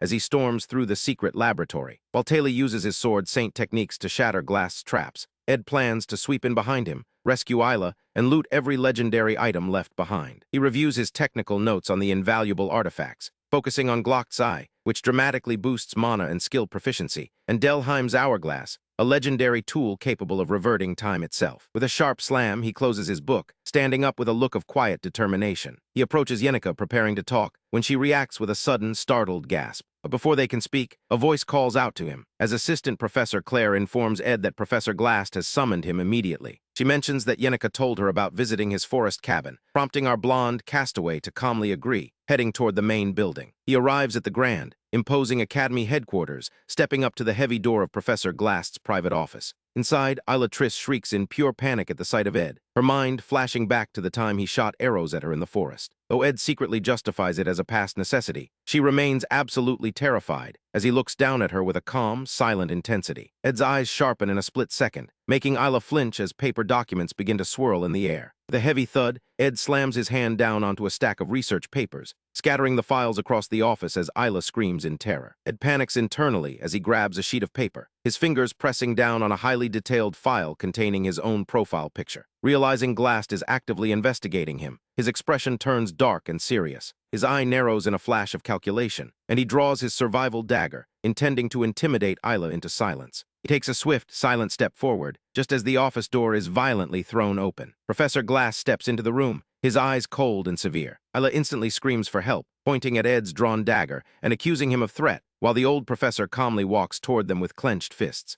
Glast's eyes glow with a terrifying, violet light behind his glasses, and he instantly channels a massive, swirling magic circle beneath their feet. With a dark, menacing sneer on his face, Glast forms a swift madra with his fingers to concentrate his magical energy. A shimmering field of aspectual magic erupts around Ed, casting a powerful time prison spell that bursts into a brilliant, blinding flash of purple light. The professor sweeps his hand forward to seal the magic, manifesting an intricate, towering runic seal that binds the space around them completely. The glowing runes pulse with immense pressure, locking Ed's body in suspended animation from his feet to the very tips of the magical chains. Glast looks down with an icy, clinical detachment, while a voice cries out in sudden shock. Ed's eyes widen as he experiences the terrifying constraint, struggling against the explosive bursts of binding magic. Glast notes with genuine surprise that our crafty extra is exceptionally quick to catch on, praising his smooth, tactical response to the sudden assault. He continues to channel the glowing violet magic, asking Ed if he managed to scan his research materials in that short time. Glast wonders how scanning a few files could possibly reveal his entire grand scheme, while Ed looks up through the heavy pressure, struggling to breathe. Ed asks why he must be restrained, when Glast only needs Isla's aspectual magic. Glast calmly explains that he is doing this for his own goals,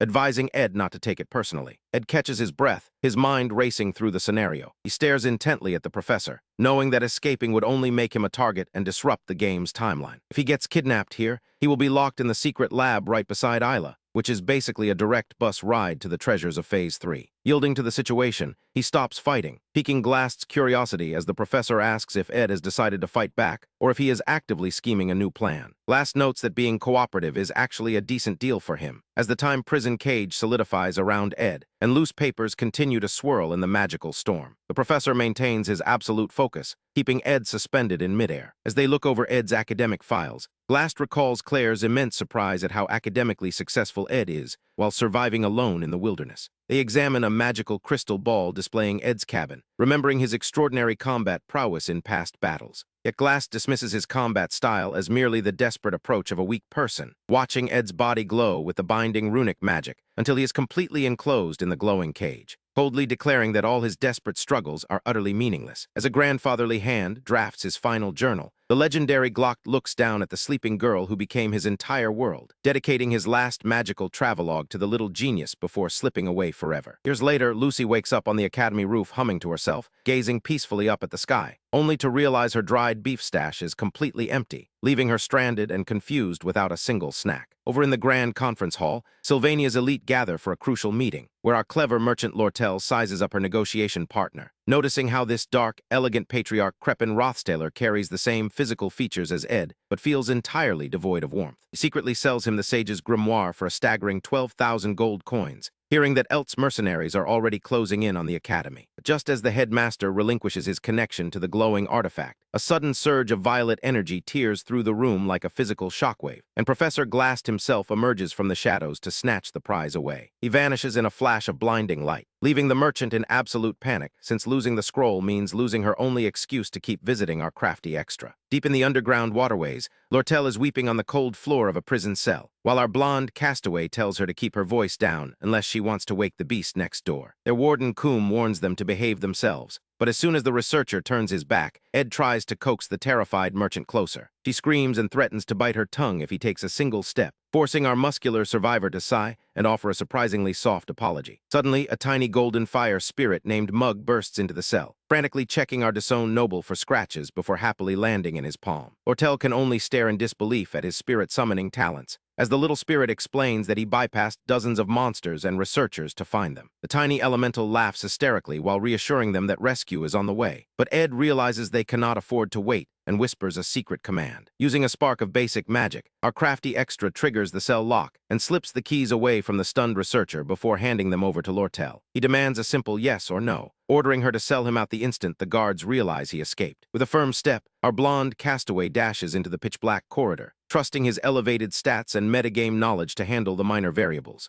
But there is one catastrophic threat he cannot face alone, the lazy white-haired witch, who is destined to trigger a brutal bad ending if she crosses paths with Professor Glass tonight. With that terrible threat driving him, Ed sprints through the darkness like a wild animal chasing its prey. While Taylor pumps iron in his training room, a panicked classmate bursts in with desperate news, rallying the main party to launch a full-scale rescue raid into the underground waterway. Our disowned noble knows the layout of the sewer maps by heart, planning to navigate the Monster Research Center while the beasts are still locked in their cages. He remains focused on preventing the ultimate bad ending, peeking through a laboratory door to make sure Lazy Lucy does not cross paths with the rogue professor. He slips into the spirit library, where the spectral banshee Riene suddenly manifests, serving as a crucial stepping stone for Taylor to gain the experience needed for future boss battles. Ed analyzes the quest guidelines in his mind, hunting down a high-tier blueprint called the Thunderclap Generator, while casually selecting other rare magic engineering recipes from the floating shelves. But as he stands with his little fire spirit watching the spectral entity, the air grows thick with volatile mana, throwing the library into absolute chaos as Mug screams in pure terror at a sudden magical explosion. Meanwhile, high above the subterranean tunnels,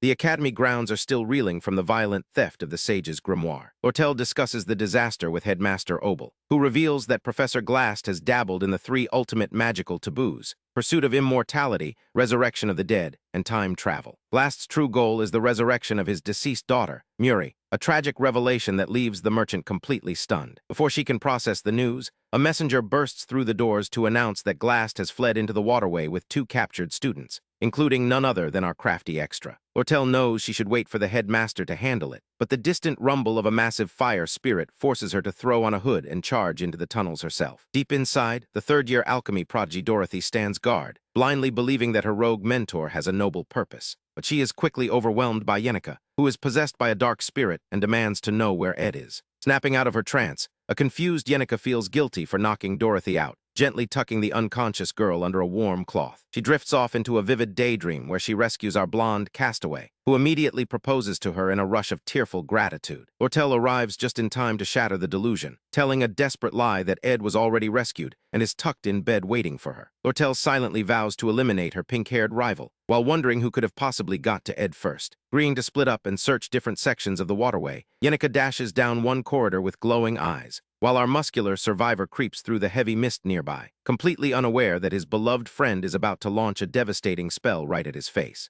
As sunset paints the Sylvania Academy campus in a warm, amber glow, faculty members watch quietly from a stone bridge, debating if sitting back and doing absolutely nothing is really the right choice, though they believe this dangerous trial will force their students to grow. They are living through the greatest golden age in the school's history, where exceptionally promising talents are pushed harder than ever before, constantly training and arm wrestling to meet their immense expectations, shining like a brilliant, endless field of stars. But our blonde castaway feels a cold warning prickling at his neck, knowing he must make these prodigies realize that only intense struggle will let them survive in this world. While dusk settles over his quiet wooden cabin in the forest, a massive, perfectly circular crater is suddenly carved into the earth, scorching the landscape as a dark, swirling vortex of magical energy descends. This violent eruption tears straight through his ceiling, depositing a glowing Lucy Merrill right onto his floor, who immediately blinks up with sparkling eyes. He points her tiny finger and asks, "Do you have any jerkies left?" Our crafty extra sighs in deep exhaustion as she crawls around looking for a nap, stopping her with a firm hand on her shoulder because he knows Yenica and Lortel must have already entered the waterways. Since Taylor McClure's growth is ahead of schedule, skipping this single boss won't derail the scenario, so he forces the tiny genius to stick by his side, grimacing in pained resignation at his own shamelessness. Recalls Yenica Palarover once telling him that simply being there quietly is the greatest comfort, and flatters his sleeping white-haired shield by calling her presence reassuring, only for her to whine about food until he snaps.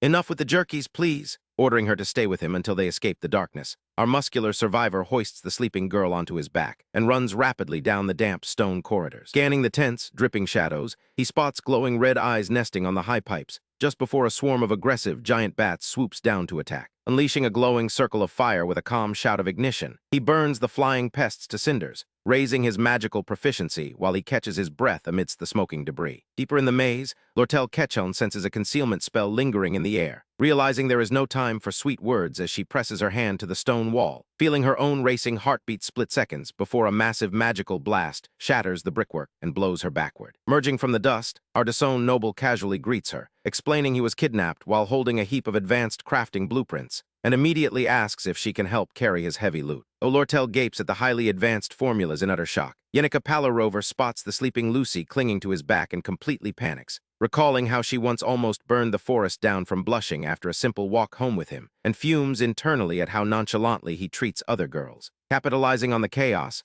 Lortel tightly clutches the blueprints and offers to secure the materials, leaving Yenica standing there with a flushed, frozen expression. Determined to take control of the situation, she leans in close to Ed, only for his earnest trust to make her blush furiously, leaving her so stunned she can only meekly ask if he needs a receipt, screaming internally that she is an absolute pushover. Their discussion is interrupted as shouting echoes through the tunnels, where Taylor's rescue squad is sprinting through the dark, with Clebius trembling in fear while Elvira Aniston angrily yells at him to keep moving. As the others resolve to save their kidnapped classmate, Adele Saris points her finger down a pitch-black archway, warning that a highly formidable opponent is waiting just ahead. Fiery explosion suddenly illuminates the corridor as a panicked fire spirit begs for mercy, leaving Elvira dazed on the floor while Takken floats over her, revealing a dark-eyed, spirit-possessed Yenica standing menacingly in the shadows. Though the rescue team prepares to give this fight their absolute all, Taylor's desperate charge is suddenly cut off by a firm command, as our muscular survivor walks calmly into the light with Lucy still fast asleep on his shoulders. While Yenica immediately snaps out of her dark trance and rushes to check him for injuries,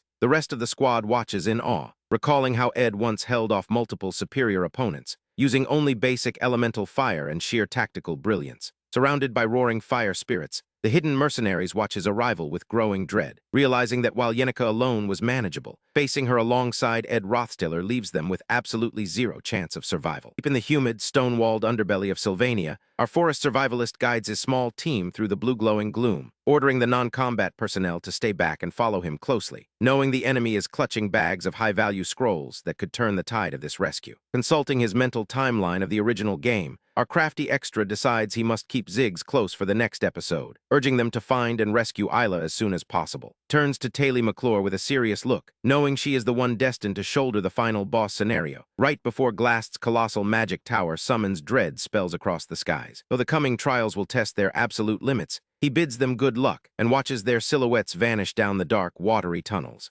Secure proof that he orchestrated the merchant losses, he tells his companions they must inform the Academy about the mercenary invasion, only for Yenica to anxiously beg him to slow down. Terrified that he will get hurt again, our muscular survivor hoists her onto his back to keep moving, while Lortel warns him that dealing with Elt's mercenaries is far too dangerous, especially since his body is still recovering from his recent collapse. But Ed cannot simply explain that he must eliminate the variables himself, swapping Lortel onto his back while Yenica jogs breathlessly beside them, and declares that her safety is very much his personal business. Yenica's eyes glow with sudden, shocked intensity as she demands, "What do you mean by THAT, ED?" He ignores the burning glare to keep sprinting alongside their client, confessing his intentions toward Lortel Ketchum, which Yenica frantically rationalizes as a purely professional supply contract, allowing our disowned noble to quietly agree just to keep her calm. Sprinting toward a bright stone archway, they stumble upon an unconscious body draped in a cloth, prompting Yenica to panic and swear she didn't mean to knock them out, while Ed desperately begs them not to think he's a heartless monster. Hoping to find their carriage waiting outside, they emerge only to find the vehicle violently overturned in the water, with the Academy staff lying face down and unresponsive. Shadowed figure steps forward with glowing yellow eyes,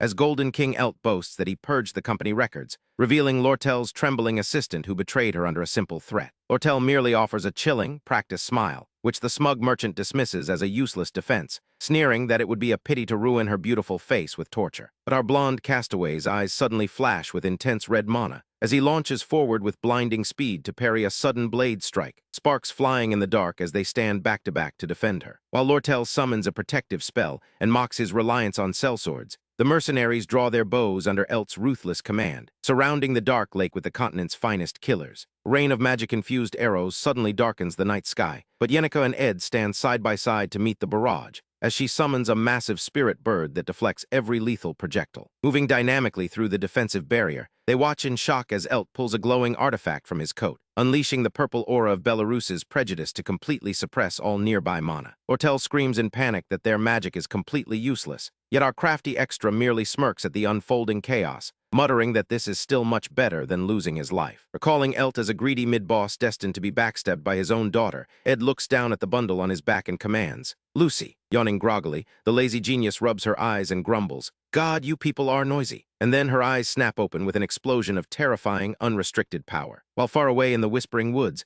a masked figure watches the flashing storm in silence. While a massive tempest of purple lightning threatens to tear the academy grounds apart, we catch a glimpse of the legendary archmage who left a heavy burden behind, deep in a peaceful forest where a tiny stone cottage once houses an old teacher writing his final thoughts, warning his floating, upside-down disciple about the bitter solitude that always follows overwhelming power. But even in her memories, the young white-haired genius only listens with confused curiosity, receiving a gentle plea to avoid anything that might stain those small hands of yours with blood, and to live a simple, peaceful life as a student. Now that peaceful student is gone, replaced by a crackling storm of purple energy that leaves the surrounding mercenaries sweating under their cloaks. One desperate fighter grips his sword with white knuckles, bringing the blade down toward the tiny, unimpressed girl, only for her to drift through the air like a falling leaf while their frantic leader screams at his men to move. With a lazy snap of her fingers, a devastating column of lightning strikes the clearing, blasting the armed assailants backward into the trees. Elt, the greedy merchant chief, desperately clutches a glowing parchment, but our sleepy terror looms over him in a shroud of dark magic, announcing, "Then I guess I just have to take you down." Before she can pulverize the old merchant, our forest survivalist steps forward and tells her to stay back and catch her breath. But the true crisis is just beginning as a pink magical structure erupts,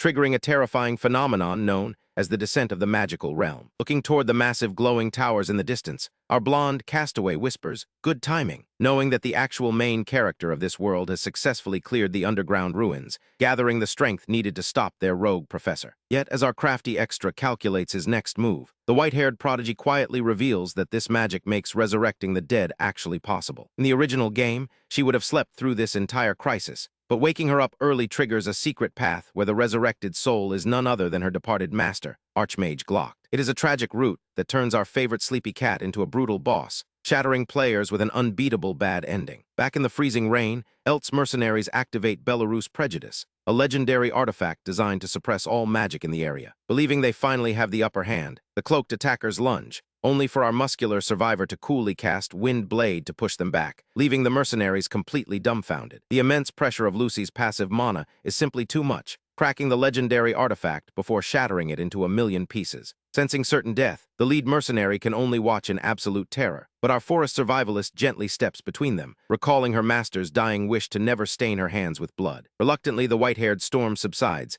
and she turns her back, muttering, "I have somewhere I want to go to." She remembers the painful night her master passes away, clutching his final book to her chest while the world loses its color. With the mercenaries neutralized, our crafty extra sprints through the school grounds, knowing his allies have successfully evacuated the hostages. But as the glowing magic towers pierce the night sky, the stage is set for the final showdown. High above the glowing academy towers, the tiny archmage floats on the wind, while our forest survivalist sighs, exhausted and stating flat out that, "I don't have any left to give her." Looking down from the sheer drop, our blonde castaway shivers at the height, as the white-haired girl calmly reflects on her grief, realizing that the passage of time heals even the deepest wounds, and that dragging her grandfather back from the dead is a foolish pursuit. She knows that reviving a legendary master with forbidden magic is merely an insult to his legacy, admitting her desperate wish was nothing but selfishness. Our muscular survivor gently asks if she is truly all right, worrying that her sudden change of heart might just be a passing whim. But instead of a wild magical outburst, she quietly requests, "Lend me your shoulder," resting her heavy head against him as the distant spires crackle with energy. A single tear escapes her eye, reflecting the quiet pain of a final farewell, while they watch the magical storm brew across the campus. A streak of light cuts through the purple twilight, where our disowned noble stands in a defensive stance, gripping a wooden pickaxe as Isla collapses into the crimson void. Looking upward in sheer panic, our forest survivalist watches a massive eye-like magical construct manifest, while the rogue professor directs his terrifying power downward. With a desperate shout to press forward, a lone swordsman leaps into the blinding light, screaming Isla's name as a golden construct smashes into the earth. The man with the wire-rimmed glasses stares down coldly, trapped in the memory of his static, repetitive academic life, watching the seasons pass outside his window while he researches forbidden lore. He remembers the persistent first-year student who kept knocking on his study door, and the clumsy young professor who always came back begging for forgiveness. But those peaceful days shatter the moment he lays hands on the ancient, locked book, its leather cover glowing with a sinister pink radiance. Reaching out his hand toward the surging magical power, his eye glows with a dangerous crimson light as he begs her to don't disappear. A colossal entity looms in the darkness, unleashing a tidal wave of aspectual magic that leaves Yenica and the others frozen in shock. Our muscular survivor braces against the green magical current, lunging forward with a blade despite the sweat stinging his eyes. The bloodied, defeated professor looks down through cracked glasses, whispering poetic words about the long darkness creeping over his eyes, clutching the memory of the smiling girl he lost so long ago. Breathing heavily in the center of the magical grid, our blonde castaway stands firm, as the frantic professor screams at him to give up. "Don't stop me." Metallic plates shatter under the sheer pressure of their clash, leaving the old scholar in absolute shock as he asks,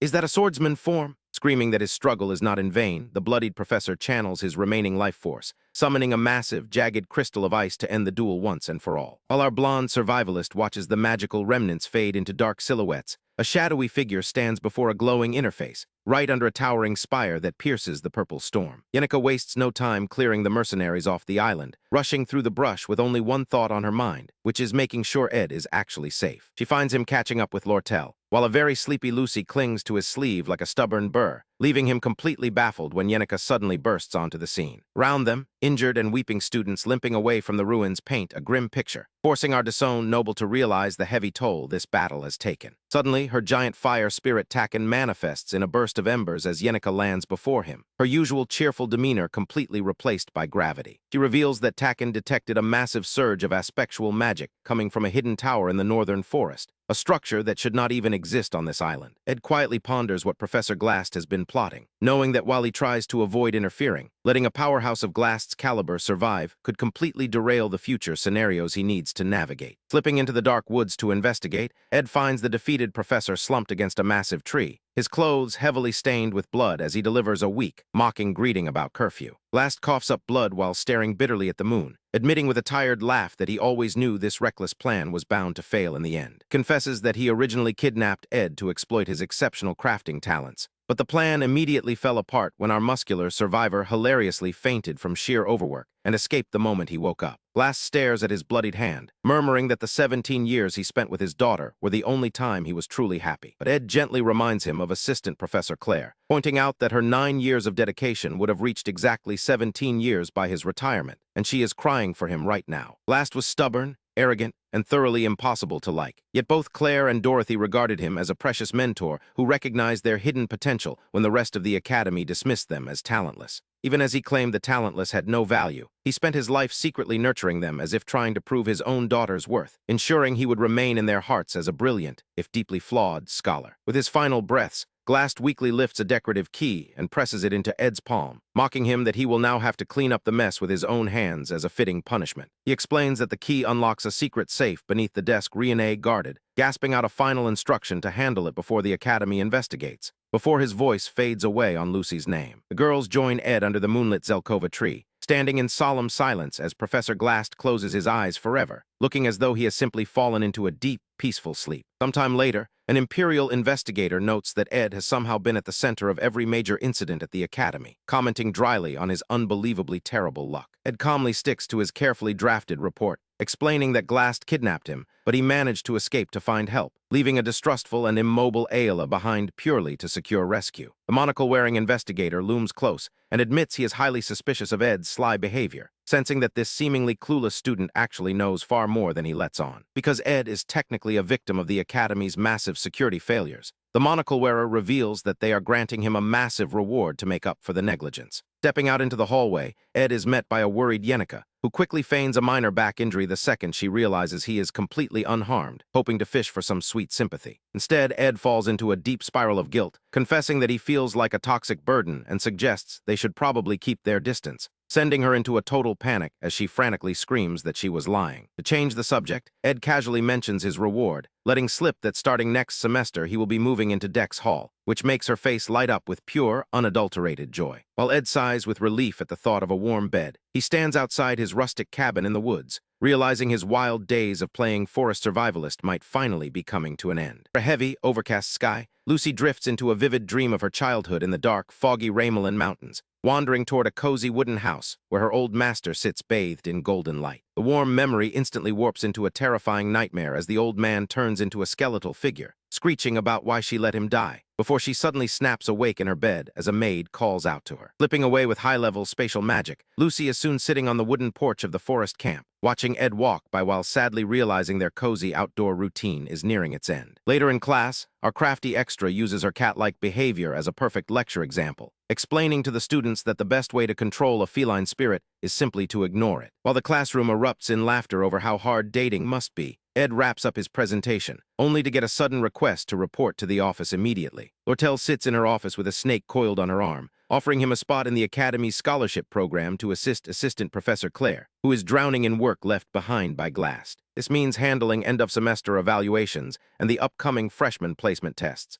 with Lortel teasing him not to be too harsh when he finally meets the new students. Meanwhile, Lortel examines the glowing, highly resonant sage's grimoire, feeling torn because she knows Ed desperately wanted to keep it out of Crepin's hands, despite the massive profit she would lose. Trying to force herself to be a ruthless merchant, she sighs and smiles, ultimately deciding to forge ahead with her own scheme while grumbling about how busy she is. Back at the quiet forest cabin, Ed finds himself getting nagged by Lucy about their dwindling winter firewood supply, as she lies lazily on a warm rock nearby. She munches on jerky while complaining about his lack of hunting, right as a beaming Yenica wanders into the clearing after her afternoon class got canceled. Lucy sighs that she is going to miss this cozy camp, while Yenica eagerly offers to show our muscular survivor around Dex Hall and eat lunch together every single day. She even pulls out a formal application envelope, urging him to fill it out early so he does not miss the deadline for the best rooms. But just as they hold the paper together, a frantic Lucy suddenly leaps between them and desperately tries to slap the document away, screaming at them not to sign it. While Ed remains puzzled by her outburst, Yenica tries to distract him by praising his insane growth rate, noting that his spirit and mana resonance are already far beyond any normal novice. Feeling his power swell, Ed starts practicing intermediate magic, but his focus is repeatedly shattered by Lucy constantly latching onto his lap and growling protectively at Yenica. Waking up from a quick nap, our disowned noble asks Lucy what she will do when he leaves, pointing out that maintaining this freezing camp is a total nightmare compared to the cozy dorm life. But Lucy merely gazes up at him with rare, absolute seriousness,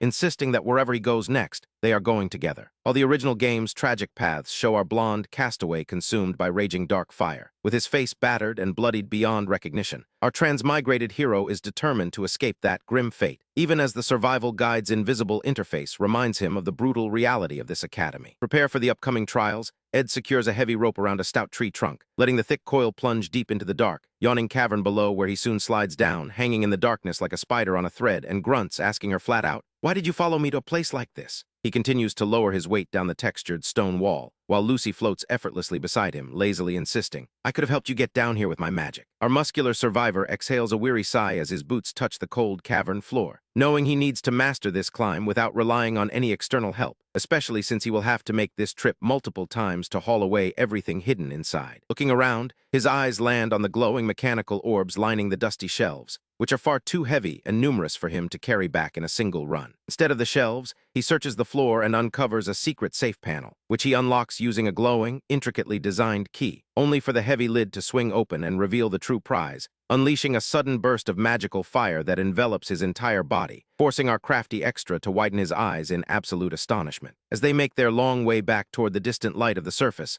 our forest survivalist drags his aching body onto a rocky ledge to catch his breath, while the tiny white-haired genius hovers nearby, watching his every move. He calls for a brief rest, sinking down to soothe his burning muscles, while Lucy peers down with intense curiosity at the mysterious object in his hand. He holds up a golden ring engraved with a magnificent phoenix, a legendary artifact that allows its wearer to tap into their future reserves of mana, effectively summoning their future self's magic to the present, though borrowing such overwhelming power leaves the user completely unable to fight for a long time afterward. Determined to overcome his own low mana limitations, Ed clenches his fist tightly as the golden ring flares with an intense, sweltering aura, showing a dark, powerful silhouette that represents the height of his future potential, which is the exact same principle that allows the most talented summoners to thrive. By forging a temporary high-level bond with a spirit, the cheerful Yenica is able to command a vast army of fiery entities. Staring at the glowing artifact resting in his open palm, Lucy wonders aloud why the professor went to such ridiculous lengths to hide it. But Ed calmly reminds her that everything Glass did is now in the past. Clenches his hand over the ring, pointing out that even if they searched the entire underground library, they would never find a magic engineering treasure more precious than this, especially since this small ring holds the power to shatter the natural limit on a mage's mana capacity, acting as a lifeline for a survivor who lacks innate talent. This breakthrough item is the real reason Professor Glass poured his life into research, keeping his grand experiment a secret until his very final breath, so that nobody in the academy would ever discover what he was building, because the entire project was never meant for the school, but was actually a final, loving gift for his beloved daughter. As Ed continues his steady climb toward the surface, he remembers losing a single sleeve button, an insignificant detail he never even noticed until his cuffs became loose and uncomfortable, leaving him to struggle with a subtle, irritating absence for a long time. Lucy lands gently on the grass under a tree, softly murmuring that people only realize how important something is after it is gone, while Ed collapses onto the cold ground, letting out a heavy, visible breath as he reflects on his survival choices. He looks up at the dark sky, lost in deep thought, until the lazy genius peers down, asking him flat out, "Are you going to go to Dex Hall?" She gazes at him from beneath her oversized witch hat, quietly pleading with him not to leave their cozy camp behind. Though she looks at him with rare, vulnerable eyes,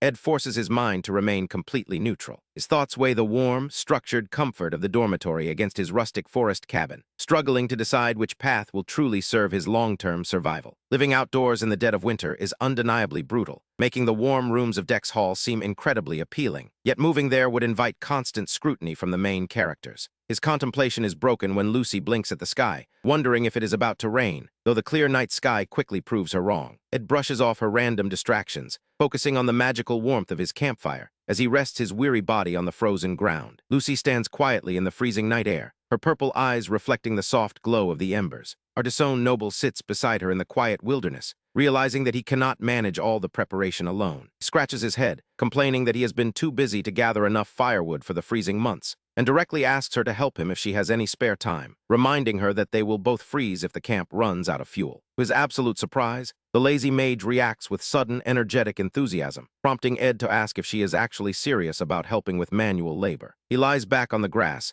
admitting that he has already grown completely fond of this rustic life, and that staying in the forest might actually be the best option if they keep improving the camp. He suddenly stops speaking, his eyes widening in mild panic, as Lucy aggressively plops herself down directly onto his chest to prevent him from moving. While the main players like Princess Pina and the shrewd Lortel continue their high-stakes games at the academy, Ed knows that the real power of this world resides right here in his camp. He gazes at the sleepy girl, well aware that this lazy cat is destined to be the final boss of the game's third act, wielding catastrophic lightning magic that could level entire cities. Yet looking at her resting peacefully on him, Ed resolves to make sure they both survive the upcoming chaos, determined to keep them both healthy and comfortable even when the next major crisis begins. He smiles faintly as he stares at her oversized wizard hat, realizing she is showing expressions she never once displayed in any route of the original game. A warm memory of her tearful, smiling face flashes through his mind before the cold reality of winter returns, marked by a heavy iron shovel resting in the fresh snow. Our blonde castaway steps outside his sturdy wooden cabin, taking in the freezing morning air, and swings his heavy axe,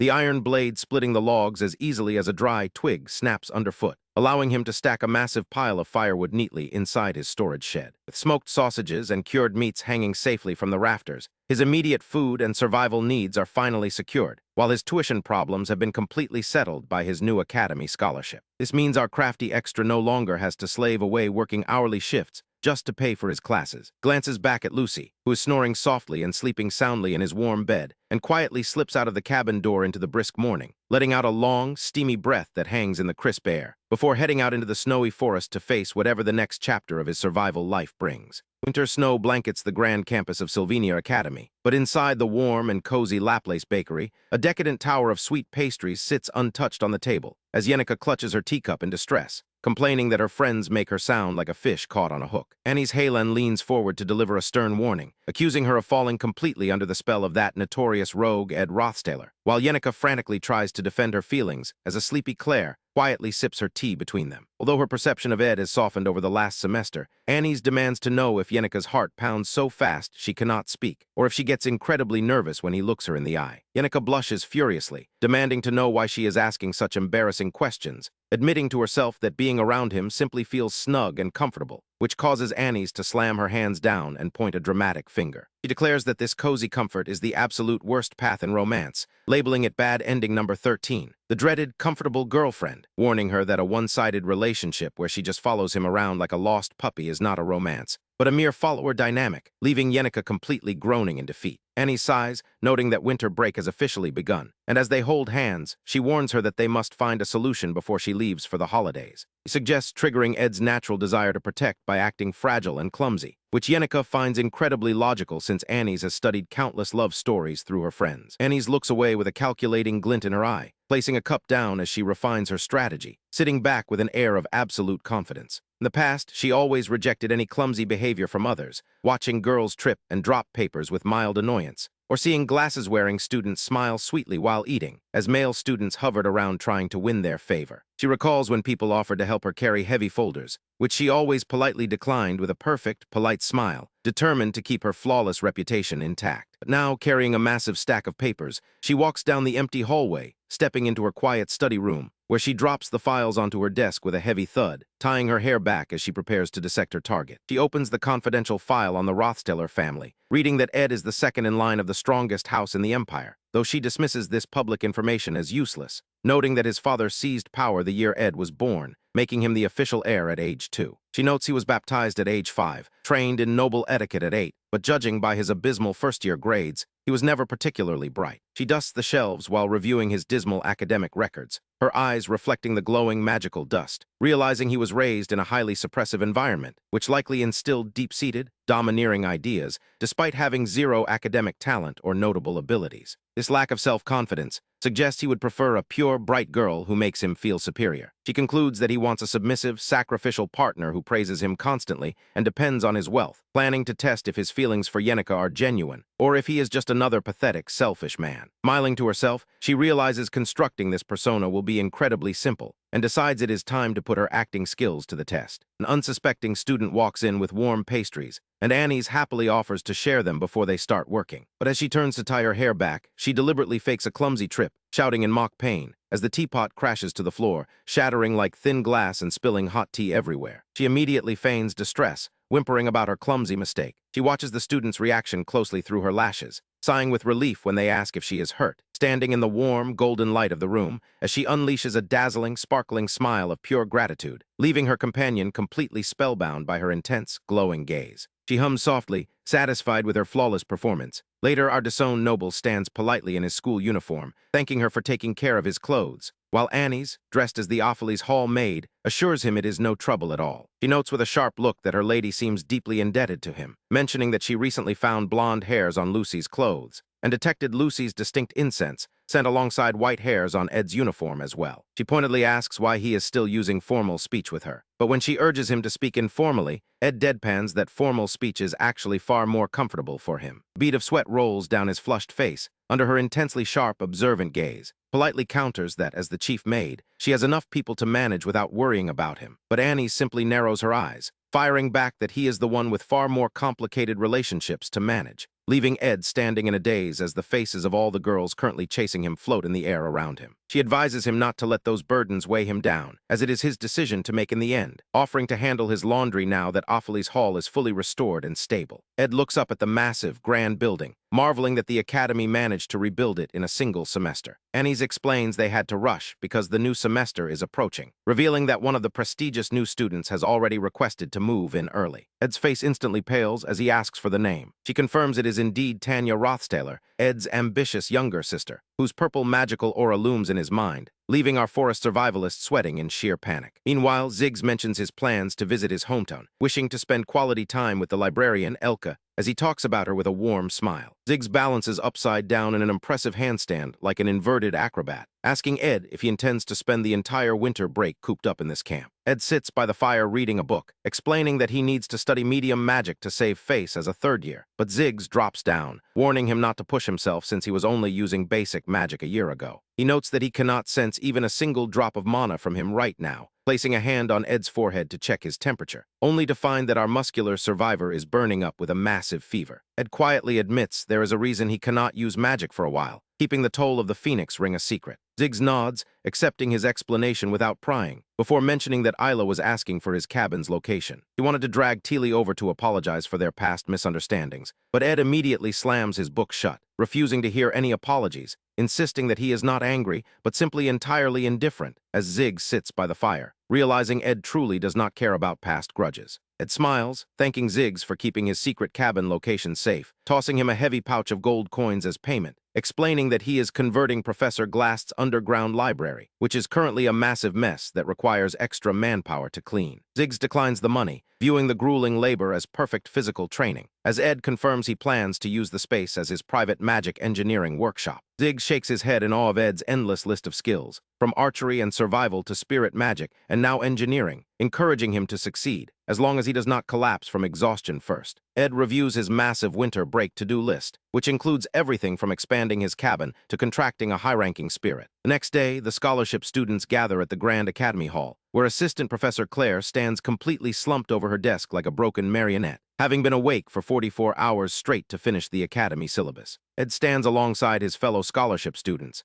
as the teaching assistant steps forward to deliver their instructions, explaining that they must prepare the upcoming class placement exam for the incoming freshmen. This crucial test, previously managed by Professor Glast, is now Claire's sole responsibility. While Ed silently recalls how the exam originally played out in the game, the TA announces that the location has been shifted to the rugged Oran Mountain, ordering Clebius to retrieve the requested gear from Trix Hall, and tasking Onyx with helping the sleep-deprived Claire, before turning her attention directly to Ed. Watching him, Annie's muses that Clara and Yenica are completely blind to his playboy nature, deciding that this joint assignment is the perfect opportunity to test his loyalty. She prepares her meticulously crafted, fragile persona to see if he will fall for her seduction, as she steps forward and invites him to join her for the preliminary field survey on the mountain. While in the shadows, a mysterious masked figure in a tailored suit tips his hat, surrounded by an ominous, swirling dark energy. As the winter snow blankets the grand peaks of the academy, a pair of heavy boots trudge through the deep drifts, navigating the dangerous, icy paths where a single slip could send a student straight to the infirmary. Our hardworking extra is out here doing the heavy lifting, completely unfazed by the freezing cold, while his red-caped companion is absolutely exhausted and practically begs him for a break. Annie smiles sheepishly, catching her breath in the frosty air, and admits she had plenty of misconceptions about him, which gets a silent, questioning look from our blonde castaway. She explains that as a close friend of Yenica,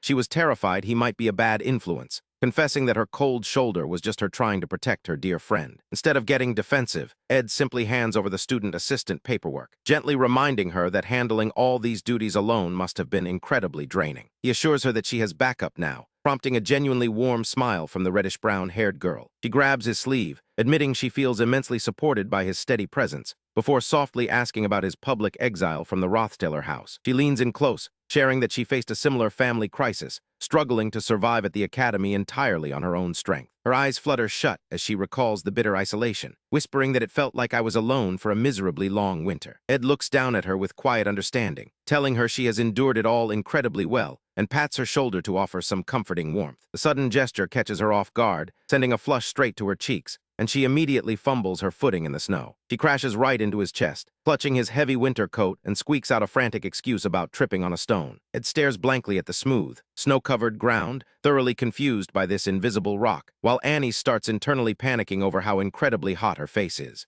She scrambles backward, desperately trying to regain her professional composure, and tells him to wait right there while she flees to find some space. Our disowned young master is left standing there, completely lost as to what just happened. Sitting alone on a fallen log, Annie tries to clear her buzzing head, convinced she was just playing a clever game to win his sympathy by acting weak. She engineered the perfect mix of mature charm and clumsy innocence, capping it off with a calculated stumble, firmly believing everything is going exactly according to her brilliant master plan. But as she sits there, She starts to wonder if she got a bit too immersed in her own act, especially since his broad shoulders felt surprisingly solid. Underneath his quiet academic exterior, our muscular survivalist is built like an absolute tank, and he handles heavy manual labor with the effortless grace of a seasoned woodsman. She catches herself staring at his ruggedly handsome profile, suddenly realizing exactly why Yenica fell so hopelessly hard for him. Her gaze sharpens as she identifies the danger, believing she has unraveled the dark secret of how this smooth-talking outcast manipulates hearts. But she steel plates her resolve, swearing she is far too smart to fall for his charms,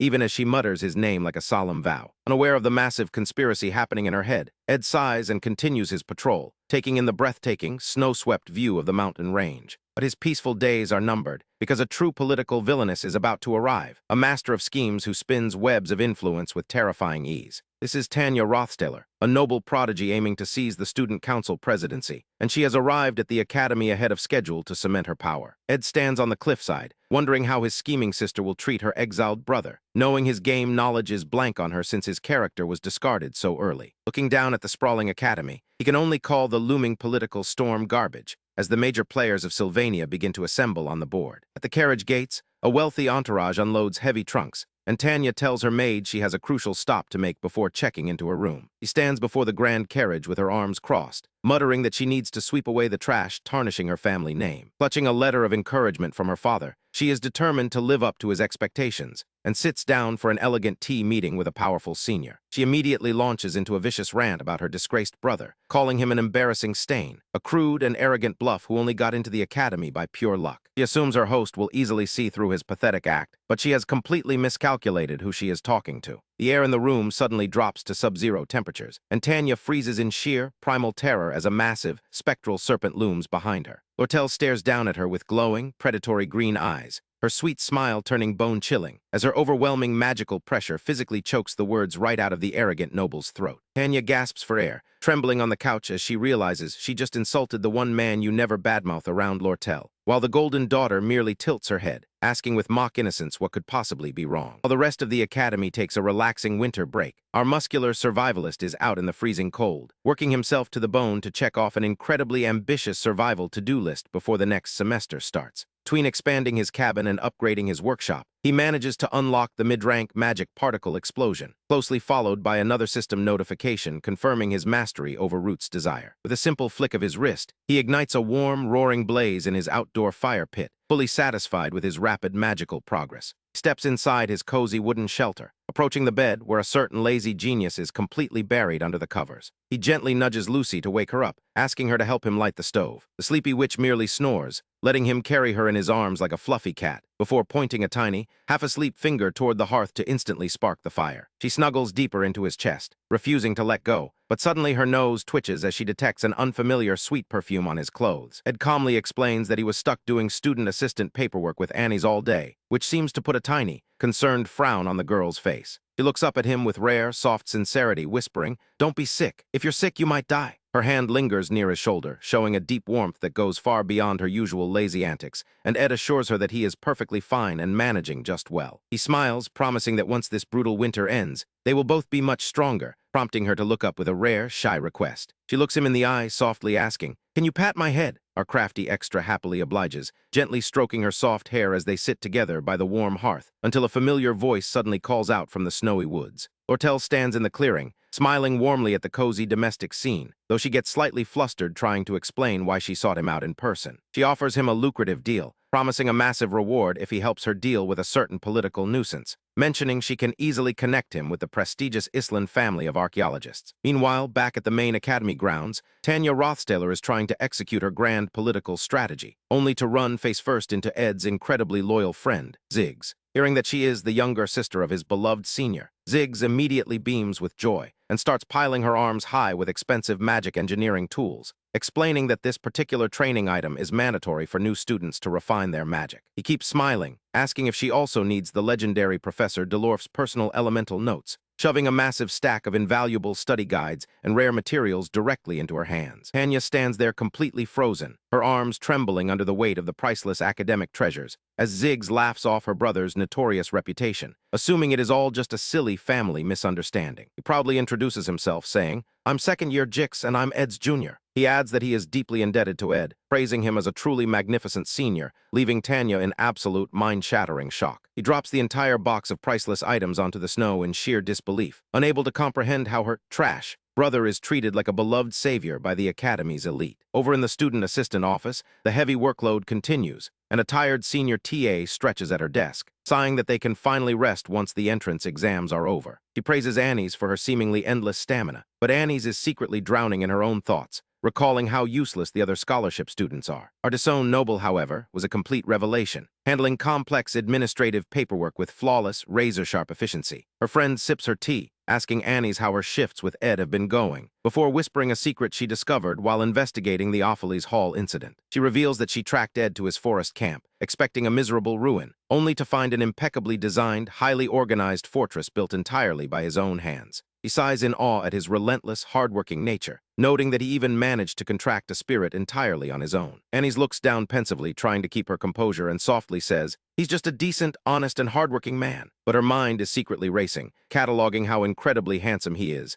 how humble his attitude remains, and how he smells so clean, showing he takes immaculate care of himself. Her friend suddenly waves a hand in her face, asking if she is spacing out, which causes Annie's to gasp in sheer embarrassment. She frantically reaches for the window, claiming the room is far too hot, which lets in a sudden gust of wind that sends their paperwork flying everywhere. But amidst the fluttering pages, a terrifying realization suddenly strikes her. Ed couldn't have secured a spirit contract alone. Yenica must have helped him connect with the spirit world, meaning his contracted spirit is likely loyal to Yenica, reporting every single detail back to her. Annie's covers her mouth in absolute horror as she realizes Yenica definitely knows she was snuggling with Ed, and that her sweet flower perfume was left lingering all over his body. Deep in the dark woods, Yenica sits beneath a glowing tree, murmuring, "Annie's," and Ed, while surrounded by an ominous, crackling aura of pure jealousy. Unaware of the impending doom, Tanya approaches the clearing, remembering Lortel's advice to win Yenica over, only to freeze in sheer terror as she steps into a literal sea of blazing spirit fire. Yenica stands in the center of the conflagration, her eyes glowing a possessed, demonic red, weeping tears of brilliant light as her adorable, Yandir-fueled rage completely breaks Tanya's spirit.